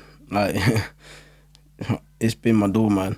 Like, Yeah. I'm sat here now crying. Like, I've been wanting to say this from early. Yeah. And I haven't been able to, but why can't I? Do you mean, if this is going to affect, I don't care anymore. I don't see my daughter anymore as it is. Our mum's an amazing mother. I will say, I'm not going to say nothing here to say about it. I just haven't seen her. But missing my daughter, not seeing her, I spend more time with other people's kids than I do my own. But accountability is the key word that we said about today. That's the whole purpose. I haven't been, and I'm not going to sort of make it out. Yes, I've had my ups and downs, but I've done nothing wrong but be there for my daughter. Yeah. But yeah, man, that was one of the parts of where if she didn't call me back, yeah, you would not see Sachin here today. I can only imagine, because I think when I... But you said about father stuff, now we can open that to it, like you said. Like, I didn't want to... Because there's stuff that you were saying earlier, and I'm like, I know what you're saying, I know what you mean. And I like, know... Big man, you don't... Like, when you said your son asked you, Dad, what's a car? It's a vehicle. What's a vehicle? Big man, I don't... What they call it a vehicle for? But it's like... I can only imagine what you like how you're feeling when you talk about, you know, when you haven't seen your daughter, because I don't know what it is. I think with my son, like every now and then I sit there and think to myself, like with my son is, we had him first before our daughter, but I remember there was a time where I thought to myself, you know what, if something happened to this kid, then I think a part of me would go, and I tell you what, if I was to ever like open up one of my biggest fears, like it would be, I never want to face that test of not being able to sort of have my children in my life. Because like I said, I can only imagine how you're feeling, what you're going through, because I don't think I'm strong. I don't think I'd be strong enough to handle that the way I'd need to handle it. And I think I can only, and again, I think it speaks volumes with the fact that you're 5 years, bro. I've not seen your like little like specimen growing up. Then you see them for a year, if that, and then it just gets taken away from you again. And again, going back to it, like being a father and a parent, yeah, there's a way of things. Okay, so when you're a parent, or you can't be a parent through FaceTime. No, you can't. In this whole legal side of things, the women's always right, whatever. But FaceTiming a kid and then having to then see them once every 3 weeks, it's tough. So whenever I got to see my daughter, and I don't care about me talking about it now, I really don't. If it affects it going forward, it just needs to be told, because this is part of the people I've met in my journey from men. Yeah. You got men that are in prison, in and out, and then Julie be like, oh, I love him still, but he can see his kids. He's in the birth certificate. I'm not the birth certificate. I don't see my daughter regular. I've got no parental responsibilities, bruv. So I'm going to tell you, the day that I told my daughter off for the first time, it's led me to being like the victim, the like bad parent. Yeah. But how can you be a parent on FaceTime and seeing your daughter once a month? Yeah. One. So man, like I wasn't gonna talk about it, bruv. Like it stopped me from going on things. But honestly, bruv, I've been so low from that situation of where, what is this like? You know, like Mo Gilling said, Ofcom when they're on the Big Nasty show, isn't it? Yeah, bruv. There's men like I had this guy called James. Yeah, he was paying for this girl for 16 years. To be fair, the picture he showed me, the girl looked a little bit like him still.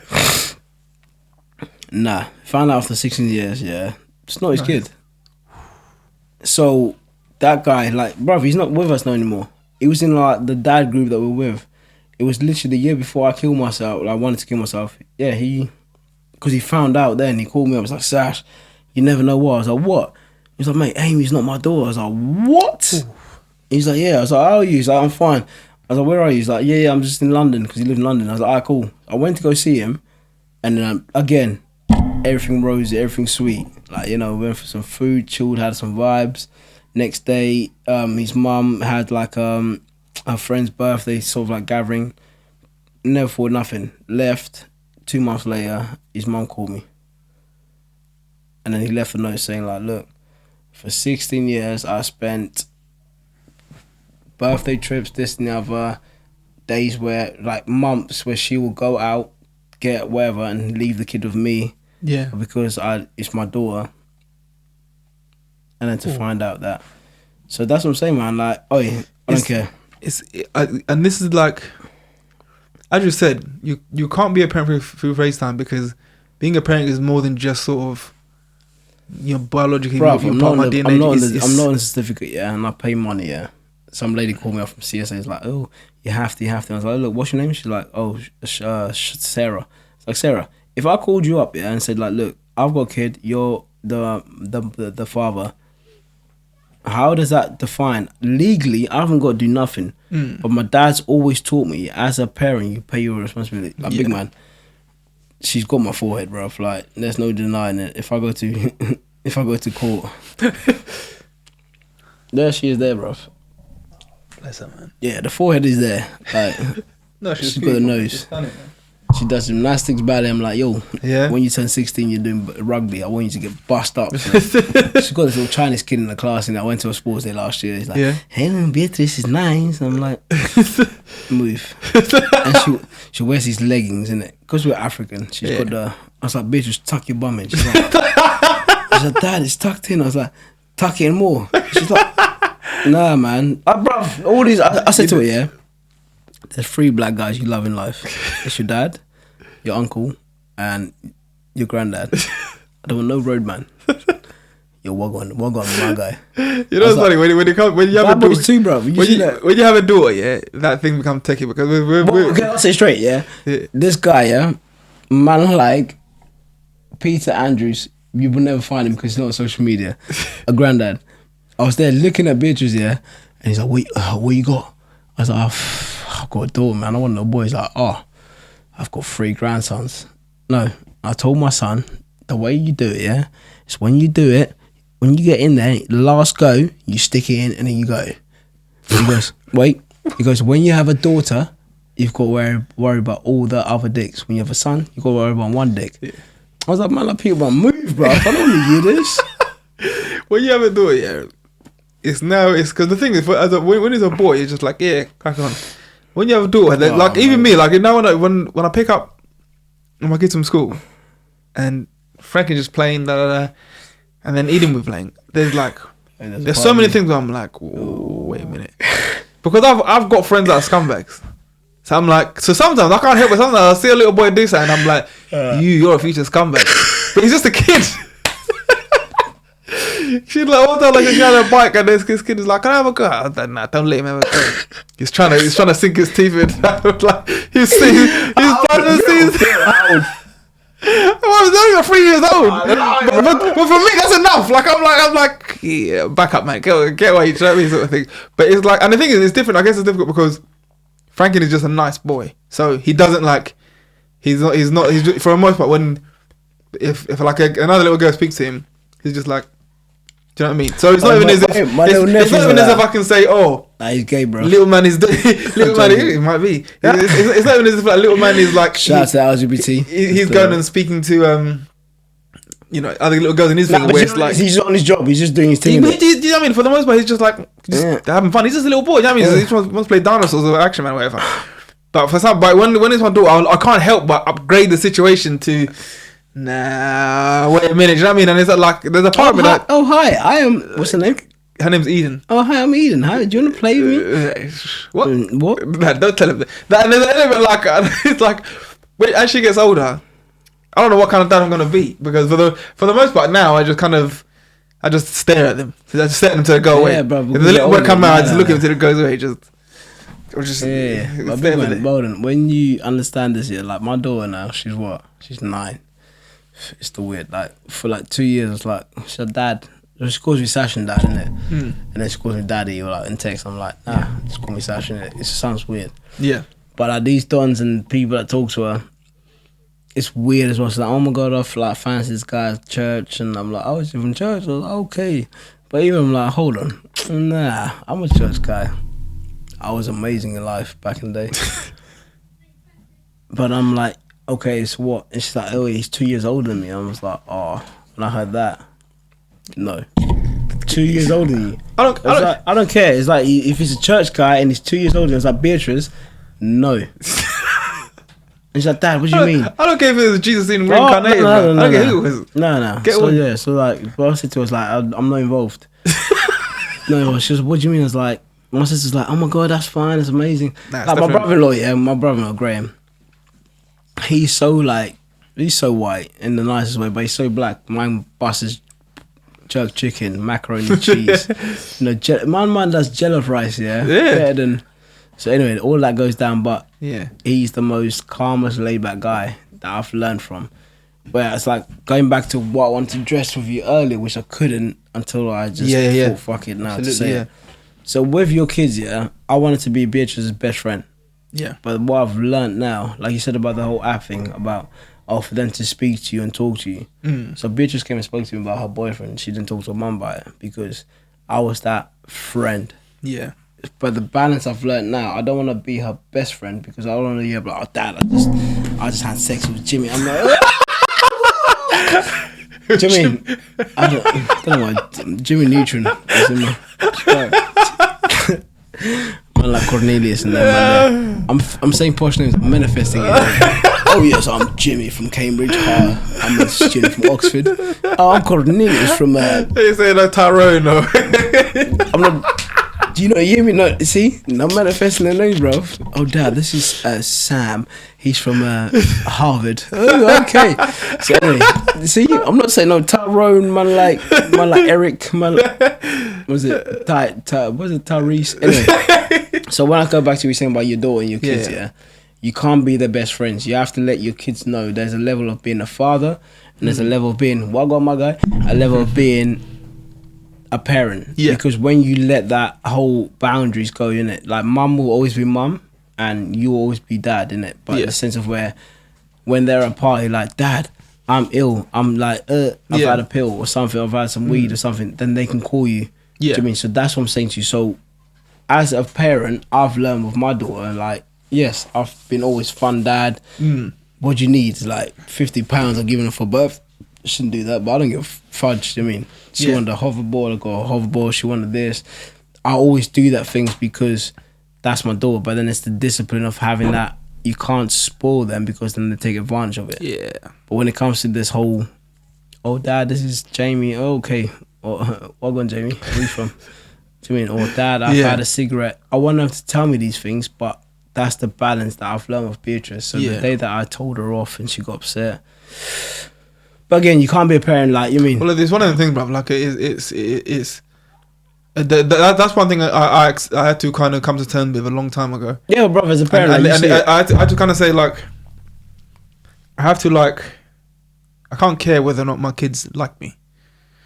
I do, but I can't care because the reason being is because I remember I had this conversation with my partner. You're like, Dad, I want Bob the Builder. No, he's gonna hate you. You can't care about but it's the case of, I said, like, my job is to make sure that you have everything you need to survive. So that should I not be here, I've done all I can to make you so that you have all the tools you need to go through life.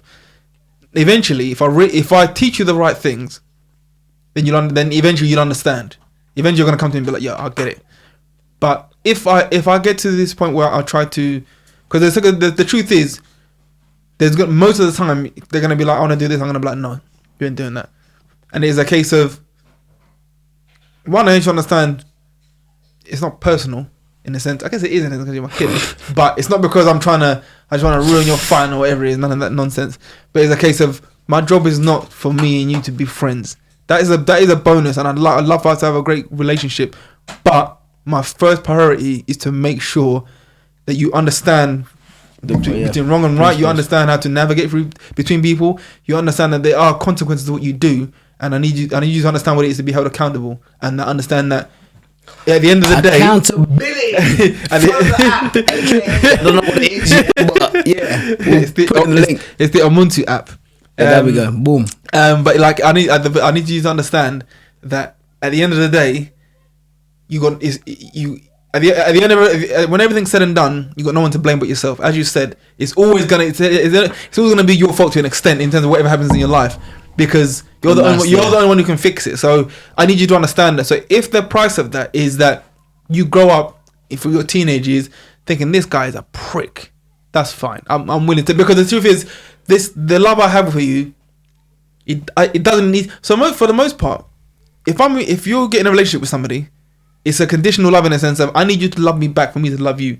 If you don't love me back, then this ain't gonna work. Whereas with my children, I don't need you to love me back, because I couldn't even turn this off if I wanted to. Bro, so there's an element that if you turn around and was like, I don't like it, there's an element that it almost doesn't matter, because I'm gonna love you regardless. Yeah, and should you say to me, F off, don't worry, but you let me know if you're good. You can not chat to me in 5 years because I made this decision. But when you come back to me, I'll treat it as if it was yesterday. I'll never hold a grudge. And that's the parents in you. And I think I think once I got more comfortable with that, I got more okay with sort of certain times letting them know, no, that's not happening. No, because it was one of them things. Because the things are, our kids are only young. These are gonna get harder. When I think about certain situations I had, I'm thinking, how am I gonna navigate that situation with them? Bro. I know what you mean. Because the thing is, like, I had a similar thing with my situation, because I thought, with my dad, the thing is, I just got more vexed at him. And all I kept thinking was, one day I'm going to thump you up, bro. When I get bigger, you're going to try this. I'm going to thump you up. But have you tried it? What, to fight my dad? No. Nah. You mean, no. To thump him? No. No. Well, the thing is, my dad's 5 foot in it. I'm 5'11". Bruv, I went gym. I'm just teaching you now. When it comes to African, No. I know. The thing is, you can go to gym for 10 years, bro. Nah, you can be honest with you. Yo, your dad knows. The thing is, like, I said to myself, like, I said to myself, I don't want to go down that route, because if I do, then there's an element he will have, because I'm not being raised in that. I'm not gonna be like my dad, where I'm like, that's what it is, because that's all he knew. So for the most part, if little man does something wrong, if he's really in trouble, we'll go and do exercise. So if you're gonna feel an element of discomfort, and the price we're gonna pay. So whether it is, I remember one time, he kind of lashed out at his mum a bit. So I needed him to understand, okay, that's a no. So we were both in a plank position while I'm telling him off, so that he understood, like, you know what I mean. So, but it was a case of, but it was an element of, I know that if he turns out a certain way, it's on me as well to an extent. It's the boy that's like, in terms of it's either something I did do or something I didn't do. So you're doing the plank. Because we both got to pay the price, because I've got to pay the price, because hold on. You was doing the plank, tell him off. Oh yeah. Right, that's next generation shit. No, that's one thing I picked up from Marines. A lot of times, like, David Garton's cousin. Down. The thing is, it's fine. I mean, you can't hold it for that long. You can now, to be fair. But one of the things, like, in Marines, whenever they tell us off, you be in a plank position. So one time, the room wasn't clean. The barracks weren't clean, and mate just plank position, starts giving us his lectures. I'm thinking, bruv, what's going on here? But it was like, it was a case of, and it was for him to see as well. Your point, like, this is hurting me, so I'm assuming this is hurting you as well. So we both got to pay. I've got to pay this price because you're my son and I'm raising you. And clearly, for you to do that, I've clearly not educated you about respecting your mum, and so I've got to kind of pay that price in the sense of that part is on me, because right now I'm still teaching you things. I'm the one reference. Facts. That's facts, man. And for him, he has to learn that. Especially as a mother, you can't be talking to. Do you know what I mean? So for the most part, I use exercise, because one is gonna get healthier and get stronger, and he's gonna understand. He's gonna, because I feel like you do the pain, it teaches you. It's like a rewarding pain. Yeah. Like it's like a good pain, because you're getting something from it. You told him off now, yeah. He's doing the plank. Yeah. So then next week he goes, okay, cool, plank. He's like, okay, I know what this. He understands that. Okay, he trains himself. Yeah. So it's one of them things. We'll do laps. But saying that, it's a case of, I do exercise with him anyway. I do little boxing sessions with him and things like that. But kids, man, they're unexpectable. Do you know what I mean? It's just so they can have some discipline in it. So you can understand that he'll pay the penance in that form rather than me just switching on him and being like, why did? Yeah, I just wanted to check with the train situation, like leading up to that. Like, where was your mind state when you sort of got to the point when you're like, okay, I've had enough here? So basically, obviously, like I was holding back on saying the main sort of element of it all is my daughter, man. Obviously now everyone knows. So got a little daughter. She's 9 years old. Yeah, sounds mad. Yeah, man's in that age. But yeah, Beatrice is like been a big part of my life. So when I got to stop not seeing her, so all of that happened, man. Like a situation happened between me, her, and when I was like reflecting on what the message said, like, I would never ever make my daughter feel the way that they said I did. Yeah. And then when I was cycling to the bridge, I'm not gonna lie to you, man, it was like, are we doing this? In my head, like I'm that weird guy. Like I'll go to the gym in the morning. I talk to myself in it. I'm like, what? Look cool. Yeah. You know. So that happened. So anyway, when I got to that bridge, bro, I'm telling you now. Going back to what you said earlier, which just made me thought about it, like the accountability of what is it going to affect. In my head, okay, you can't see your daughter, boom. I'm sleeping on my sister's sofa, what the hell, oh, my dad's now floor. Yeah. What is life about? I can go and get a place and stuff, but because all the money I used to make and work with was with people that I don't really talk to anymore, and they're not the right people that to be invested into. Of course, so it's all assets. Yeah. Don't want to go into that much. And then the last part is that what is life about? And I honestly, when I tell you this time around, I was literally at that point where I can explain to you where you're just like, don't care. Yeah. So I sat on that bridge, man. Like for me to hop, so when I hopped on, that's when I thought like, how can I say to you? It was literally like I was like, Sash, today's the day. And like to explain it to anyone, you can't until you be there. Like I'm telling you now, when I sat like this, it was like a dark cloud over my head. Like darkness, just dark. The phone was ringing. Yeah. Man, like Steve was walking past, and my eyes was closed, but I was looking this way, and he was like, "You alright, man?" I was like, "Yeah, I'm fine." What are you doing? I was like, I was just doing this motion. I was just swinging my legs. Yeah. And my phone was ringing. I remember like the first time before he came, I picked up. It was Grace. I was just like, I've had enough. I'm gone. I'm good. She was like, "Don't you dare. Don't you let your daughter not see not be without a father." Yeah. I was like, well, she's got fucking your husband. Da, da, da. Yeah. And then I put the phone down, and then Graham called and everything. And I'm just like going back for that. Bruh, I'm telling you right now, the emotions I had, feel like, you know me as that guy. I would never ever thought, bro. But honestly, like, I'm going to just be real to everyone right now. When I sat on that bridge, I couldn't give a crap about anyone. And I'm going through that right now, and I'm seeing it right now. Yeah. The darkness that you can only experience it through people telling you, one. Number two, I was sat there. Yeah. Like these fucking shoes, this 2-piece top. Prestige, obviously. Doesn't mean fuck all in life, man. And that's what I said to you. Like, I was stripped down, bro. And that was the day where I said Sachin Boyson was not needed in this world. Right. But at the same time, Steve said, nah, Sachin Boyson is still needed. And in the space of 3 months of me coming out of what I'm doing, the impact I'm doing, like, bro, I'm not gonna lie, I'm tired as hell. You can hear my voice. Yeah. Luther Vandross. Let's get it on. Yeah. But honestly, like, everything that I'm doing, from the new career of the cooking stuff, the new being a chef stuff, training, I'm passionate, I'm positive, and everything I'm doing, like, I said to people, look, you can donate, you can help, you can support. That's cool. I've had people look at it. I'm saying to you, I've put in a link, 500 people have looked at it. Mm-hmm. One person's donated. And I'm not here to be like, big man, I don't give a crap. What I'm doing is I'm doing a positive impact. Yeah. But I got to that dark road. So now that people I come across and I speak to, some kid I met on the bus, and I got my hair done. Shout out to Big Lizzie, my little lady does my hair. The boy lost his dad, for suicide, and then his mum. So I put him up in the hotel, because he didn't want to be at home. So I put him in the hotel in Travelodge, and I was doing the spin-a-thon. Then I checked into him. Now he's living in like a accommodation. His mum basically overdosed 2 days later. Ooh. So yeah, man like Anton, I don't want to say his full name, but like when I get back home, I'm gonna check in with him every Tuesday. We have food together. Right. But yeah, he's doing well. He's working at a restaurant. I got him a job. He's like a waiter, doing great.